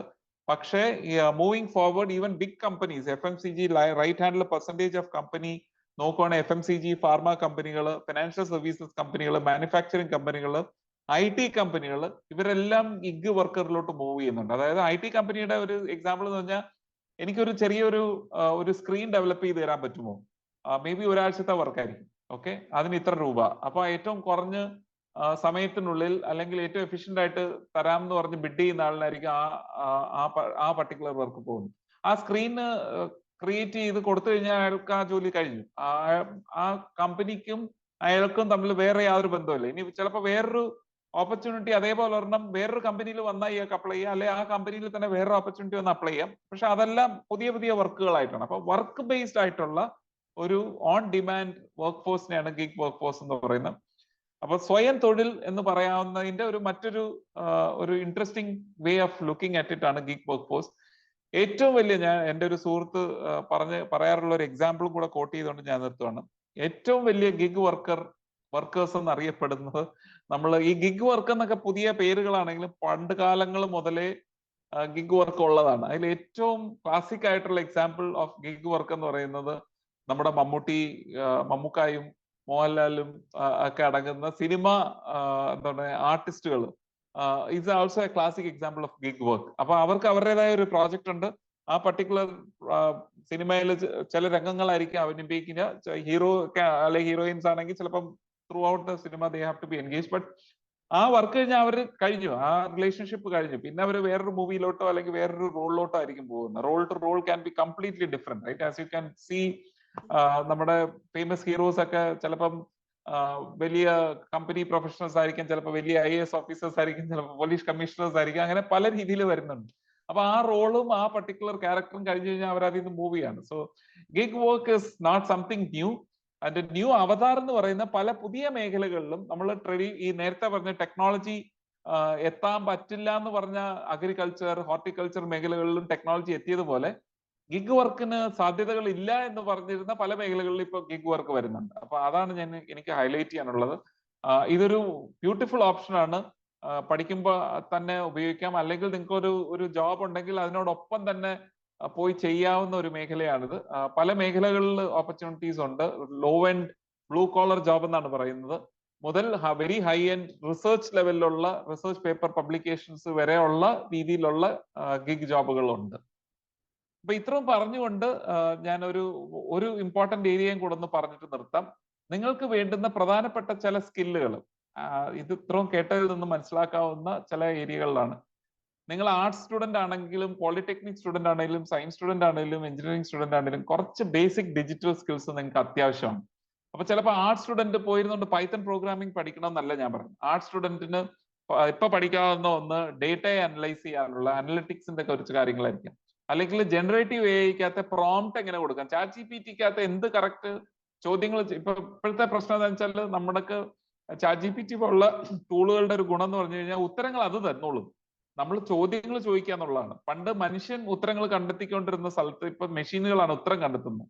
ഇപ്പോഴത്തെ പ്രശ്നം എന്താണെന്ന് വെച്ച് കഴിഞ്ഞാൽ കറക്റ്റ് ചോദ്യം ചോദിക്കുക എന്നുള്ളതാണ് മനുഷ്യന്റെ ഉത്തരവാദിത്വം, റൈറ്റ്? അപ്പൊ അതിനെയാണ് പ്രോംപ്റ്റ് എഞ്ചിനീയറിംഗ്, നിങ്ങൾ കേട്ടിട്ടുണ്ടാവും പ്രോംപ്റ്റ് എഞ്ചിനീയറിംഗ് എന്ന് പറയും. അപ്പം ഒരു ആർട്സ് സ്റ്റുഡന്റിന് ഒരു നല്ലൊരു ഒരു എസ്സേ ക്രിയേറ്റ് ചെയ്യണമെന്നുണ്ടെങ്കിൽ അതിന് വേണ്ടുന്ന എസ്സേയുടെ ഒരു കോണ്ടന്റ് നമ്മൾ കറക്റ്റ് ആയിട്ട് ഇട്ട് കൊടുത്താൽ മാത്രമേ അതിന് കറക്റ്റ് ആയിട്ടുള്ള വാല്യൂ ആഡ് ചെയ്യാൻ പറ്റുള്ളൂ. അപ്പം ആ രീതിയിലുള്ള ടൂളുകളെ പരിചയപ്പെടുക, ടൂളുകൾ ഉപയോഗിക്കുക, അതിന് വേണ്ടുന്ന കറക്റ്റ് റൈറ്റ് പ്രോംപ്റ്റ്സുകൾ കൊടുക്കുക, ഇൻപുട്സുകൾ കൊടുക്കുക എന്നുള്ളത് പോലും ഡിജിറ്റൽ സ്കിൽസ് ആണ്. അപ്പൊ ആ ലെവലിലെങ്കിലും നിങ്ങൾ ഭയങ്കരമായിട്ട് എന്താ പറയാ ആർ പ്രോഗ്രാമിങ്ങോ അല്ലെ പൈത്തൺ പ്രോഗ്രാമിങ്ങോ ഒന്നും പഠിക്കണമെന്നില്ല. അത് പഠിക്കാവുന്ന ടെക്നോളജിസ്റ്റുകൾ ഒരു സൈഡിലുള്ളപ്പം ടെക്നോളജി യൂസ് ചെയ്യാവുന്ന മറ്റൊരു മേഖലകളിൽ നിങ്ങൾക്കായിട്ട് തുറന്നു കിട്ടിയിട്ടുണ്ട്. അതാണ് ഡിജിറ്റൽ സ്കിൽസ് എന്ന്. അപ്പം what ever be your qualification, I think digital skills is very important. രണ്ടാമത്തത് കോഗ്നിറ്റീവ് സ്കിൽസ് എന്ന് പറയും. അത് മോസ്റ്റ്ലി അബൌട്ട് തിങ്കിങ് സ്കിൽസ് ആണ്. പണ്ട് നമ്മൾ പറഞ്ഞല്ലോ, ഒരു ഓഫീസിൽ എന്താണ് തലച്ചോറ് ഉപയോഗിച്ച് ചെയ്യാവുന്ന ജോലികൾ ഏതാണ്ട് 40% ഉണ്ടായിരുന്നു. ഒരു 60% ജോലികൾ അതിന്റെ ആവശ്യമില്ലാതെ ചെയ്യാവുന്നതാണ്, നമ്മൾക്ക് കൈയും കാലും ഉപയോഗിച്ച് മാത്രം ചെയ്യാവുന്നതാണ്, റൈറ്റ്? അപ്പൊ അത് മാറിക്കൊണ്ടിരിക്കുകയാണ്, കാരണം അതെല്ലാം ഓട്ടോമേറ്റ് ചെയ്യപ്പെടുകയാണ്. അപ്പൊ കൂടുതൽ തിങ്കിങ് ഉപയോഗിക്കേണ്ട, കോഗ്നിഷൻ ഉപയോഗിക്കേണ്ട തൊഴിൽ മേഖലകളാണ് ഇനി അങ്ങോട്ട് വ്യാപകമായിട്ട് തുടങ്ങാൻ പോകുന്നത്. അതുകൊണ്ട് തന്നെ ക്രിട്ടിക്കൽ തിങ്കിങ്, ക്രിയേറ്റിവിറ്റി, ഇങ്ങനെയുള്ള കോഗ്നിറ്റീവ് സ്കിൽസുകൾ നിങ്ങൾ ഡെവലപ്പ് ചെയ്യുക. അതായത് അതൊരു സാമൂഹ്യ പ്രോബ്ലം ആവാം, അല്ലെങ്കിൽ ഒരു ടെക്നോളജി പ്രോബ്ലം ആവാം, അല്ലെങ്കിൽ മാത്തമാറ്റിക്സ് പ്രോബ്ലം ആവാം, അല്ലെങ്കിൽ ഫിസിക്സ് പ്രോബ്ലം ആവാം, അല്ലെങ്കിൽ ഒരു പൊളിറ്റിക്കൽ പ്രോബ്ലം ആവാം. അതിനെ എങ്ങനെ സോൾവ് ചെയ്യാൻ പറ്റുന്നു, അതിലൂടെ എങ്ങനെ ആ സൊല്യൂഷനിലൂടെ ബാക്കിയുള്ള ഇമ്പാക്റ്റഡ് പാർട്ടീസിനെ പോസിറ്റീവായിട്ട് ഇമ്പാക്ട് ചെയ്യാൻ പറ്റുന്നു, അതിനെയാണ് പ്രോബ്ലം സോൾവിങ് സ്കിൽ എന്ന് പറയുന്നത്. പ്രോബ്ലം സോൾവിങ് ഒരു കാരണവശാലും നിങ്ങൾ അതൊരു മാത്തമാറ്റിക്സ് പ്രോബ്ലത്തിന് സോൾവ് ചെയ്യുന്നത് മാത്രമായിട്ട് ചുരുക്കരുത്. ജീവിത പ്രശ്നങ്ങളെ സോൾവ് ചെയ്യുന്നതിനും പ്രോബ്ലം സോൾവിങ് സ്കിൽസ് എന്ന് തന്നെയാണ് പറയുന്നത്. ഒരു ബിസിനസ് റൺ ചെയ്യുമ്പോൾ അതിൽ ഫെയിലിയർ വരുമ്പോൾ അതിനെ ടേൺ അറൗണ്ട് ചെയ്യുന്നത് എങ്ങനെയാണ്, അതിന് വേണ്ടുന്ന സൊല്യൂഷൻസ് അപ്ലൈ ചെയ്യുന്നത് എങ്ങനെയാണ്, അത് പ്രോബ്ലം സോൾവിങ് സ്കിൽസ് ആണ്, റൈറ്റ്? അതിൽ ചിലപ്പോൾ ക്രിയേറ്റീവ് ആയിട്ടുള്ള പുതിയ ഐഡിയകൾ കൊണ്ടുവരണമായിരിക്കും. അതൊക്കെയാണ് കോഗ്നിറ്റീവ് സ്കിൽസ് എന്ന് പറയുന്നത്. മൂന്നാമത്തെ എക്സിക്യൂട്ടീവ് ഫംഗ്ഷൻ സ്കിൽസ് എന്ന് പറയും. എക്സിക്യൂട്ടീവ് ഫംഗ്ഷൻ സ്കിൽസ് എന്ന് പറയുന്നത് മോസ്റ്റ്ലി അബൌട്ട് ഡിസിപ്ലിൻ, നമ്മുടെ time management, planning, follow-up, making sure that the feedback are collected and improvements are suggested. അപ്പോൾ അതുപോലുള്ള ഒരു ഡിസിപ്ലിൻ, സിമ്പിൾ ടേംസിൽ ഡിസിപ്ലിൻ റിലേറ്റഡ് ആയിട്ടുള്ള areas is going to be extremely important, right? Moving forward, pressure on making sure things will work perfect without any ഒരു സെക്കൻഡിന്റെ loss പോലും നമുക്ക് accept ചെയ്യാൻ പറ്റാത്ത ഒരു ലെവൽ ഓഫ് ഇംപേഷ്യൻസിലോട്ടാണ് നമ്മൾ പൊക്കോണ്ടിരിക്കുന്നത്. ഇപ്പൊ നമ്മുടെ ഇൻസ്റ്റാഗ്രാം ഒരു വളരെ പ്രധാനപ്പെട്ട ഒരു പടം എടുത്ത് നമ്മൾ പോസ്റ്റ് ചെയ്യുന്ന സമയത്ത് അത് ഡൗൺ ആവുക ചിലപ്പോൾ ഒരു 10 സെക്കൻഡ് ആയിരിക്കും, പക്ഷെ ആ irritation that it causes is going to be extremely high. പലപ്പോഴും അതുകൊണ്ട് തന്നെ ചിലപ്പോൾ ഇൻസ്റ്റാഗ്രാമിൽ നിന്ന് ഒരു 10 കോടി ആളുകൾ ഇറങ്ങിപ്പോയെന്ന് വരാം, റൈറ്റ്? അപ്പൊ ആ level of perfection is becoming more and more important. അതുകൊണ്ട് തന്നെ ആ executive function skills become extremely critical. Last but not the least is the socio emotional skills. അതായത് മറ്റുള്ളവരോടുള്ള ഇന്റർപേഴ്സണൽ സ്കിൽസ് എന്നൊക്കെ നമ്മൾ പറഞ്ഞുകൊണ്ടിരുന്ന സ്കിൽസുകളാണ്. എംപത്തി, മറ്റൊരുമായിട്ടുള്ള കുറച്ച് കാര്യങ്ങൾ നമുക്ക് നോക്കേണ്ടതായിട്ടുണ്ട്. അപ്പൊ ഈ കാര്യങ്ങളും കൂടെ നമ്മൾ ശ്രദ്ധിക്കേണ്ടതുണ്ട്. അപ്പം നിങ്ങൾ പഠിക്കുന്ന കാര്യങ്ങൾ ഒപ്പം തന്നെ നിങ്ങൾ മാത്സ് ആയിരിക്കാം പഠിക്കുന്നത്, അല്ലെങ്കിൽ ഹിസ്റ്ററി ആയിരിക്കാം പഠിക്കുന്നത്, പൊളിറ്റിക്കൽ സയൻസ് ആയിരിക്കാം പഠിക്കുന്നത്, അതോടൊപ്പം തന്നെ ചെയ്യാവുന്ന അല്ലെങ്കിൽ ചെയ്യേണ്ടുന്ന പ്രധാനപ്പെട്ട ഒരു 4 സ്കിൽ ഏരിയാസ് ആണ് ഈ പറഞ്ഞിട്ടുള്ള ഏരിയകൾ. ഇതോടുകൂടി ഞാൻ നിർത്തുകയാണ്. വളരെ ഇൻട്രസ്റ്റിംഗ് ആയിട്ടുള്ള എബ്രഹാം ലിങ്കൺ പറഞ്ഞ വാക്കുകൾ ഈ തരുണത്തിൽ ഈ ഇറായിൽ വളരെ പ്രസക്തമായിട്ടുള്ളതാണ്. നമ്മുടെ ഫ്യൂച്ചർ വളരെ അൺസർട്ടൺ ആണെന്ന് എല്ലാവരും പറയുന്നുണ്ട്. ഒരു വൂക്ക വേൾഡ്, മാനേജ്മെന്റ് ടേംസിലൊക്കെ നമ്മൾ പറയുന്ന ഒരു വൂക്ക വേൾഡ്, വോളറ്റിലിറ്റി, അൺസർട്ടനിറ്റി, ആംബിഗ്വിറ്റി എന്നൊക്കെ പറയുന്ന ആ ലോകത്തിലൂടെ പോകുന്ന നമുക്ക് ഈ പ്രഡിക്റ്റബിലിറ്റി ഇല്ലാത്ത ലോകത്ത് the best way to predict the future is to create the future. നമ്മുടേതായ ഒരു ഫ്യൂച്ചർ നമ്മൾ തന്നെ ക്രിയേറ്റ് ചെയ്തെടുക്കുക എന്നുള്ളതാണ് ഏറ്റവും അധികം പ്രെഡിക്റ്റ് ചെയ്യാവുന്ന ഒരു ഫ്യൂച്ചർ എന്ന് പറയുന്നത്. അതുകൊണ്ട് തന്നെ നിങ്ങൾക്ക് എല്ലാവർക്കും എൻ്റെ ആശംസകൾ. വളരെ നല്ല രീതിയിൽ നിങ്ങളുടേതായ മേഖലകൾ നിങ്ങൾ പുരോഗമിക്കട്ടെ എന്ന ആശംസയോടുകൂടി ഞാൻ നിർത്തുകയാണ്. ഇനി എന്തെങ്കിലും ക്വസ്റ്റ്യൻസ് ഉണ്ടെങ്കിൽ എനിക്ക് തോന്നുന്നു നമ്മൾ വല്ലാതെ കൂടിയിട്ടുണ്ട്. 8:28 ആയി കഴിഞ്ഞു ഓൾറെഡി. മേ ബി ഒരു 5 മിനിറ്റോ 10 മിനിറ്റോ ഉണ്ടെങ്കിൽ I can wait. Thank you. Sir, thank you, sir, for the enlightening presentation. And now, please, audience, we are open to the floor for questions. Please feel free to type your queries in the chat box. We are open to the queries. Sir, we have received a couple of questions during the session. Yeah, sure. So, the first question is, what skills and competencies are becoming increasingly essential for professionals in our field due to digital shift? Yeah, other actually I think I have answered towards the end. ഞാൻ നേരത്തെ പറഞ്ഞ പോലെ, of course, whichever one is, I don't think you should be worried about the kind of profession that you are getting into. There is enormous amount of opportunity in whatever area that you're working, whether it is mathematics, whether it is engineering, whether it is even in engineering, whether it is biomedical engineering to mechanical engineering, or if you are a literature graduate, be it in English or Malayalam, I think എല്ലായിടത്തും opportunities ഉണ്ട്. അതുകൊണ്ട് തന്നെ നിങ്ങളുടെ പഠന മേഖലകളിൽ നിങ്ങൾ ശക്തരാകുക, ആ domain നിങ്ങൾ സ്പെഷ്യലൈസ് ചെയ്യുക. ബട്ട് അതോടൊപ്പം തന്നെ നേരത്തെ പറഞ്ഞ 4 skill is also very important. Digital skills is very important, cognitive skills is very important, executive function like skills is very important, and finally socio emotional skills is very important. ഈ 4 സ്കില്ലുകളെയാണ് LinkedIn പോലുള്ള job portals world wide നടത്തിയ റിസർച്ചിൽ പറയപ്പെടുന്ന next century skills in addition to whatever you are doing എന്ന് പറയപ്പെടുന്നു. Hope I have answered. Yes, sir. Thank you for the answer, sir. So the next question is, are there any regulatory or ethical considerations that have emerged as a result of rapid digitization within the industry? ഓ, absolutely beautiful question. അത് ആരാണ് ചോദിച്ചെങ്കിൽ അവർക്ക് എൻ്റെ ഒരു വലിയൊരു salute. Because ഇപ്പോഴത്തെ ഏറ്റവും വലിയ ടെക്നോളജിയുടെ ഏറ്റവും വലിയ ഡിലമ എന്ന് പറയുന്നത്, ഇപ്പൊ ഫോർ എക്സാമ്പിൾ എ ഐ ഉപയോഗിച്ചുകൊണ്ട് ഇപ്പൊ ChatGPT നമ്മൾ കൊടുക്കുന്ന ചോദ്യങ്ങൾക്കെല്ലാം തരുന്ന ഉത്തരങ്ങളെല്ലാം കറക്റ്റ് ആണോന്നില്ല. There is some amount of bias. Actually AI അൽഗോരിതത്തിന്റെ അകത്തും ചില ബയസുകൾ ഉണ്ടാവും. അപ്പൊ അതുമൂലം ചില കാര്യങ്ങൾ ചിലതിന് ഉത്തരം അവർ പറഞ്ഞു എന്ന് വരില്ല, ചിലതിന് ഉത്തരങ്ങൾ അവരുടേതായ, കാരണം ഇന്റലിജൻസ് എന്ന് പറയുമ്പോഴത്തേക്കും നമ്മൾക്ക് ലെവൽ ഓഫ് ഇന്റർപ്രിട്ടേഷൻ ഉണ്ട്. അപ്പൊ ലോയെ കുറിച്ച് നമ്മൾ ഇന്റർപ്രിറ്റ് ചെയ്യുന്ന രീതിയിലായിരിക്കണമെന്നില്ല വേറൊരാൾ ഇന്റർപ്രിറ്റ് ചെയ്യുന്നത്. അപ്പം അങ്ങനെയുള്ള കുറേയധികം ഡിലമാസ് ടെക്നോളജി ഫേസ് ചെയ്യുന്നുണ്ട്. പിന്നെ ഓട്ടോമൊബൈൽ ഇൻഡസ്ട്രിയിൽ വളരെയധികം ഇൻട്രസ്റ്റിംഗ് ആയിട്ടുള്ള ഒരു ചാലഞ്ച് ഉണ്ടായത് ന്യൂയോർക്കിൽ ഈ സെൽഫ് ഡ്രിവൺ വെഹിക്കിളിൽ എക്സ്പെരിമെന്റ് കണ്ടക്ട് ചെയ്തുകൊണ്ടിരുന്നു. അപ്പൊ ആ സെൽഫ് ഡ്രൈവ് വെഹിക്കിൾ പോയി ഒരു ആക്സിഡന്റ് കോസ് ചെയ്തു. അപ്പൊ ഈ ആക്സിഡന്റ് ഉണ്ടായി കഴിഞ്ഞപ്പോഴത്തേക്കും അതിൻ്റെ അകത്ത് ഡ്രൈവർ ഇല്ല. അപ്പം ഇതിന്റെ ഉത്തരവാദി ആരാണ്? ഇത് ഈ അൽഗോരിതം ഉണ്ടാക്കിയ ടെക്നോളജിസ്റ്റ് ആണോ, അതോ ഈ വണ്ടി വാങ്ങിച്ച ആളാണോ, അതോ വേറെ ആരെങ്കിലും ആണോ? ട്രാഫിക് ലൈറ്റിന്റെ പ്രശ്നമാണോ? അതൊരു മേജർ ഇഷ്യൂ ആണ്, അതൊരു മേജർ റെഗുലേറ്ററി ഇഷ്യൂ ആണ്. അപ്പം ഒരു ഉത്തരവാദിത്തം, ഒരു അക്കൗണ്ടബിലിറ്റി നമുക്ക് കൊടുക്കാൻ പറ്റാത്ത ഒരു ഇഷ്യൂ ആയി മാറി ഈ സെൽഫ് ഡ്രിവൺ വെഹിക്കിൾസ്. അപ്പം അങ്ങനെ ഒട്ടനവധി ചാലഞ്ചസ് ഉണ്ട്. ഇപ്പൊ AI പോലുള്ള ഉപയോഗങ്ങൾ, if it starts to create intelligence which are detrimental to human beings, ഹ്യൂമൻസിന്റെ ഭാവി തന്നെ ഇച്ചിരി ബാധിക്കില്ലേ എന്നുള്ള രീതിയിലുള്ള ലെവലിലോട്ടൊക്കെ പോയിട്ടുണ്ട്. അതാണ് എലൻ മസ്കിനെ പോലുള്ളവരൊക്കെ AI-ക്ക് ഒരു റെഗുലേഷൻ വേണം എന്ന് പറയുകയും ഇന്ത്യയെ പോലുള്ള രാജ്യങ്ങളിൽ റെഗുലേഷൻസിനെ കുറിച്ച് ചിന്തിക്കുകയും ചെയ്യുന്നുണ്ട്. അപ്പോൾ regulatory concerns are very high. Ethical considerations needs to be at the top of priority for technologists. Okay, sir. The third question is, the author of the previous question is the same as this one. It is posted by Anakha. In what ways has blockchain technology influenced transparency and security in financial transactions and record keeping? ഒന്നുകൂടെ question ഒന്നുകൂടെ പറയാം. In what ways എന്നാണോ? അതെ sir, in what ways has blockchain technology?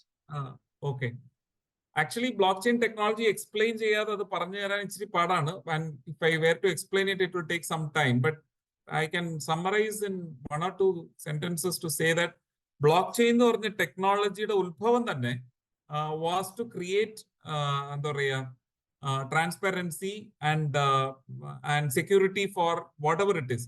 അത് financial transaction ആവണമെന്നില്ല. Block chain നമ്മളെല്ലാവരും തെറ്റിദ്ധരിക്കുന്ന ഒന്നുണ്ട്, block ചെയിനും crypto കറൻസിയും നമ്മൾ വളരെയധികം ബന്ധപ്പെടുകയുണ്ടായി. കാരണം ബ്ലോക്ക് ചെയിൻ വന്നത് ക്രിപ്റ്റോ കറൻസിയുടെ ഒരു ഡെറിവേറ്റീവ് ആയിട്ടാണ് വന്നത്. പക്ഷെ ബ്ലോക്ക് ചെയിന്റെ ഉപയോഗം ഇസ് മൾട്ടി ഫോൾഡ്. അതുകൊണ്ട് തന്നെ അത് ഫിനാൻഷ്യൽ ട്രാൻസാക്ഷൻ മാത്രമല്ല, അത് എന്താണ് ഓർഗാനിക് പ്രൊഡക്ഷന്റെ അകത്ത് ഇപ്പൊ ഓർഗാനിക് സീഡ്സ് നമ്മൾ പലപ്പോഴും ഓർഗാനിക് ഫുഡ്സ് കൺസ്യൂം ചെയ്യുന്നുണ്ട്. അത് ഓർഗാനിക് ആണോ എന്ന് അറിയണമെങ്കിൽ അതിന്റെ എൻറ്റയർ ഹിസ്റ്ററി ട്രാക്ക് ചെയ്യാൻ പറ്റുവാണെങ്കിൽ അതിന്റെ ഒത്തന്റിസിറ്റി നമുക്ക് അറിയാൻ പറ്റും. അപ്പം പല മേഖലകളിൽ നമുക്ക് ഉപയോഗിക്കാൻ പറ്റും. ഇൻഫാക്ട് കേരളത്തിലൊരു ഞങ്ങളുടെ യൂണിവേഴ്സിറ്റി ഡിജിറ്റൽ യൂണിവേഴ്സിറ്റി കേരള ഒരു ഇൻട്രസ്റ്റിംഗ് പരീക്ഷണം നടത്തിയുണ്ടായി. ഈ നമ്മുടെ നാട്ടിൽ ഒട്ടനവധി ടോഡി കൺസംഷൻ ഉണ്ടല്ലോ. ആ ടോഡി കൺസംഷൻ്റെ അകത്ത് ഡിമാൻഡ് കൂടിയത് കാരണം അതിൽ ഒട്ടേറെ എന്താണ് സ്പ്യൂരിയസ്നെസ് മിക്സ് ചെയ്യപ്പെടും, സ്പ്യൂരിയസ് ലിക്കർ ക്രിയേറ്റ് ചെയ്യപ്പെടും. അതായത് വ്യാപകമായിട്ടുള്ള എന്താ പറയുക കലർത്തല് ഈ ടോഡിക്കകത്ത് നടക്കുകയുണ്ടായി. അപ്പം അതുമൂലം ഒത്തിരി പ്രശ്നങ്ങൾ നമുക്ക് കണ്ടിട്ടുള്ളതാണ്, പല ദുരന്തങ്ങളും നമ്മുടെ മുന്നിൽ വഴിയാൻ വേണ്ടിയിട്ട് ബ്ലോക്ക് ചെയിൻ ടെക്നോളജി ഉപയോഗിച്ചുകൊണ്ട് ഈ ക്രിയേറ്റ് ചെയ്ത ടോഡി ഏത് തെങ്ങിൽ നിന്ന് ഏത് തേങ്ങയിൽ നിന്നാണ് വരുന്നത് എന്നുള്ള ഫിസിബിലിറ്റി നമ്മുടെ യൂണിവേഴ്സിറ്റി ഒരു പൈലറ്റ് എന്ന രീതിയിൽ ചെയ്തിട്ടുണ്ട്. അപ്പൊ അത് നമ്മുടെ കൺസേൺ ഡിപ്പാർട്ട്മെന്റിൽ എത്തിച്ചിട്ടുണ്ട്. അപ്പം അത് വലുതാവുകയാണെങ്കിൽ ചിലപ്പോൾ അത് ഒരു പൈലറ്റ് ആയിട്ടുള്ള ലാർജ് സ്കെയിൽ ഇൻട്രൊഡ്യൂസ് ചെയ്യപ്പെടും. അപ്പം ഈ technology itself is such that it is created for being tamper proof. അത് ക്രിയേറ്റ് ചെയ്ത ആൾക്ക് പോലും അതിൻ്റെ അകത്ത് ആക്സസ് കിട്ടില്ല. അതാണ് അതിന്റെ ഒരു ബ്യൂട്ടി എന്ന് പറയുന്നത്. അപ്പൊ നമ്മൾ ഈ ചെയിൻ ക്രിയേറ്റ് ചെയ്ത് കഴിഞ്ഞു കഴിഞ്ഞാൽ പിന്നെ ആ ചെയിൻ്റെ അകത്ത് കയറി നമുക്ക് എന്തെങ്കിലും ചെയ്യാൻ പറ്റുമെന്ന് വെച്ചാൽ നടക്കില്ല. ആ ചെയിൻ വെച്ച് ഒന്നുകിൽ ആ ചെയിനെ എന്താ പറയുക ഇനാക്റ്റീവ് ആക്കാൻ മാത്രമേ പറ്റുകയുള്ളൂ. പക്ഷേ അപ്പോഴും ആ റെക്കോർഡ് അതിൻ്റെ അകത്ത് കിടക്കും. ആ റെക്കോർഡ് ഒരു കാരണവശാലും ടാമ്പർ ചെയ്യാൻ പറ്റില്ല. And it will also show the complete transparency of tracking the entire system during the transaction process. എത്രത്തോളം മനസ്സിലായെന്ന് അറിയില്ല, കാരണം ആ ബ്ലോക്ക് ചെയിൻ എന്ന് പറഞ്ഞ ടെക്നോളജി എക്സ്പ്ലെയിൻ ചെയ്യാതെ ഇത് കൂടുതൽ എക്സ്പ്ലെയിൻ ചെയ്യാൻ പറ്റില്ല. But be assured that the technology itself is created for all the points that you have mentioned. Sir, next we have a wonderful question. Sir, nowadays technology is in every field. Then why is not updated with syllabus? I'm working as an assistant professor in commerce. I observe that we teach about old concepts in the class because syllabus is not updated. Okay. അത് അധ്യാപകർ എന്ന നിലയ്ക്ക് ഞാനിപ്പോൾ ഒരു അധ്യാപകനാണ്. അതുകൊണ്ട് I think we should all feel little embarrassed to say that yes, that is reality. Unfortunately നമ്മുടെ university സിസ്റ്റത്തിന്റെ അകത്ത് ഒരു സിലബസ് റിവിഷൻ വരണമെങ്കിൽ it goes through multiple stages. അപ്പോൾ ഒരു 4-5 ഐറ്ററേഷൻസും ഏകദേശം 1 വർഷം വരെ എടുത്തുകൊണ്ടാണ് സിലബസ് റിവിഷൻസ് നടത്തപ്പെടുന്നത്. അതിൻ്റെതായ ഒരു സിസ്റ്റമിക് ഇഷ്യൂ അതിൻ്റെ അകത്തുണ്ട്. ആൻഡ് അതോടൊപ്പം തന്നെ ചില മേഖലകളിലെങ്കിലും അധ്യാപകരുടെ ഭാഗത്തു നിന്നുള്ള ഒരു അക്സെപ്റ്റബിലിറ്റിയുടെ ഇഷ്യൂ ഉണ്ട്. അത് പല കാരണങ്ങളുണ്ട്. അത് ചിലതൊക്കെ നമുക്ക് ഡിസ്കസ് ചെയ്യാനുള്ള ഒരു വേദിയല്ല ഇത്. ബട്ട് പൊതുവേ ഒരു ടെക്നോളജി ചേഞ്ച് വരുമ്പോൾ ഒരു പോസിറ്റീവ് ആയിട്ടുള്ള ഒരു കൺസേണോ ഇത് നടക്കുന്നതാണോ, നമ്മൾ ഇതൊക്കെ കുട്ടികളിലോട്ട് പകർന്നു കൊടുത്തു കഴിഞ്ഞാൽ അത് ഭാവിയിൽ ഉപയോഗം ഉള്ളതാണോ, ഇത് ടെസ്റ്റഡ് അല്ല എന്നുള്ളതിന്റെ കാരണം കൊണ്ട് തന്നെ പലപ്പോഴും നമ്മൾ മടിക്കുന്നുണ്ടോ ആ ടെക്നോളജിയെ കുറിച്ച് പഠിപ്പിക്കാനും ഒക്കെ ആയിട്ട്. അതുകൊണ്ടായിരിക്കും. അപ്പൊ ഒരു ലെവൽ ഓഫ് റെസിസ്റ്റൻസ് നടക്കുന്നുണ്ട്. അപ്പൊ സിസ്റ്റം ഇഷ്യൂസും ഉണ്ട്, പിന്നെ പീപ്പിൾ ഇഷ്യൂസും ഉണ്ട്. അതുകൊണ്ടാണ് ഐ തിങ്ക് ആ ഒരു ഇഷ്യൂ വന്നിട്ടുള്ളത്. ബട്ട് അത് മാറിക്കൊണ്ടിരിക്കുകയാണ്. ഇപ്പൊ ന്യൂ എഡ്യൂക്കേഷൻ പോളിസി വരുന്നതോടുകൂടിയും പിന്നെ മറ്റ് പല രീതിയിലുള്ള ഓട്ടോണമി, കോളേജുകൾക്ക് ഓട്ടോണമി വരുന്നതോടുകൂടി നമ്മുടെ കേരളത്തിൽ തന്നെ if I remember quite a lot of colleges are change the syllabus to make it more modern and more current എന്നുള്ളതൊരു വളരെ ശാക്ലീയമായ ഒരു വസ്തുതയാണ്. I hope things will be positive and even if it doesn't change, ഇപ്പം കേരള യൂണിവേഴ്സിറ്റിക്കകത്ത് ഏതെങ്കിലും ഒരു particular കോളേജിൽ സ്റ്റക്കായി പോയ ഒരു അധ്യാപകനോ അധ്യാപികയാണ് ഈ ചോദ്യം ചോദിച്ചതെങ്കിൽ ഐ തിങ്ക് യൂണിവേഴ്സിറ്റി സിസ്റ്റം ആ വഴിക്ക് പൊക്കോട്ടെ. നമ്മുടെ കുട്ടികൾക്കും ഇപ്പോൾ ഉള്ള ഒരു ഇൻട്രസ്റ്റ് ലെവൽസ് നോക്കുവാണെങ്കിൽ കുട്ടികൾക്ക് പല രീതിയിൽ പല സോഴ്സസ് ഓഫ് ലേണിംഗ് ഉണ്ട്. അപ്പൊ അവര് സിലബസ് മാത്രം പഠിച്ച് ആ ട്രാക്ക് പൊക്കോട്ടെ, അത് എക്സാമിനേഷന് ഉപയോഗപ്രദമാകുന്ന ഒരു ട്രാക്ക് ആയിരിക്കും. But beyond the examination track, we can also learn technology.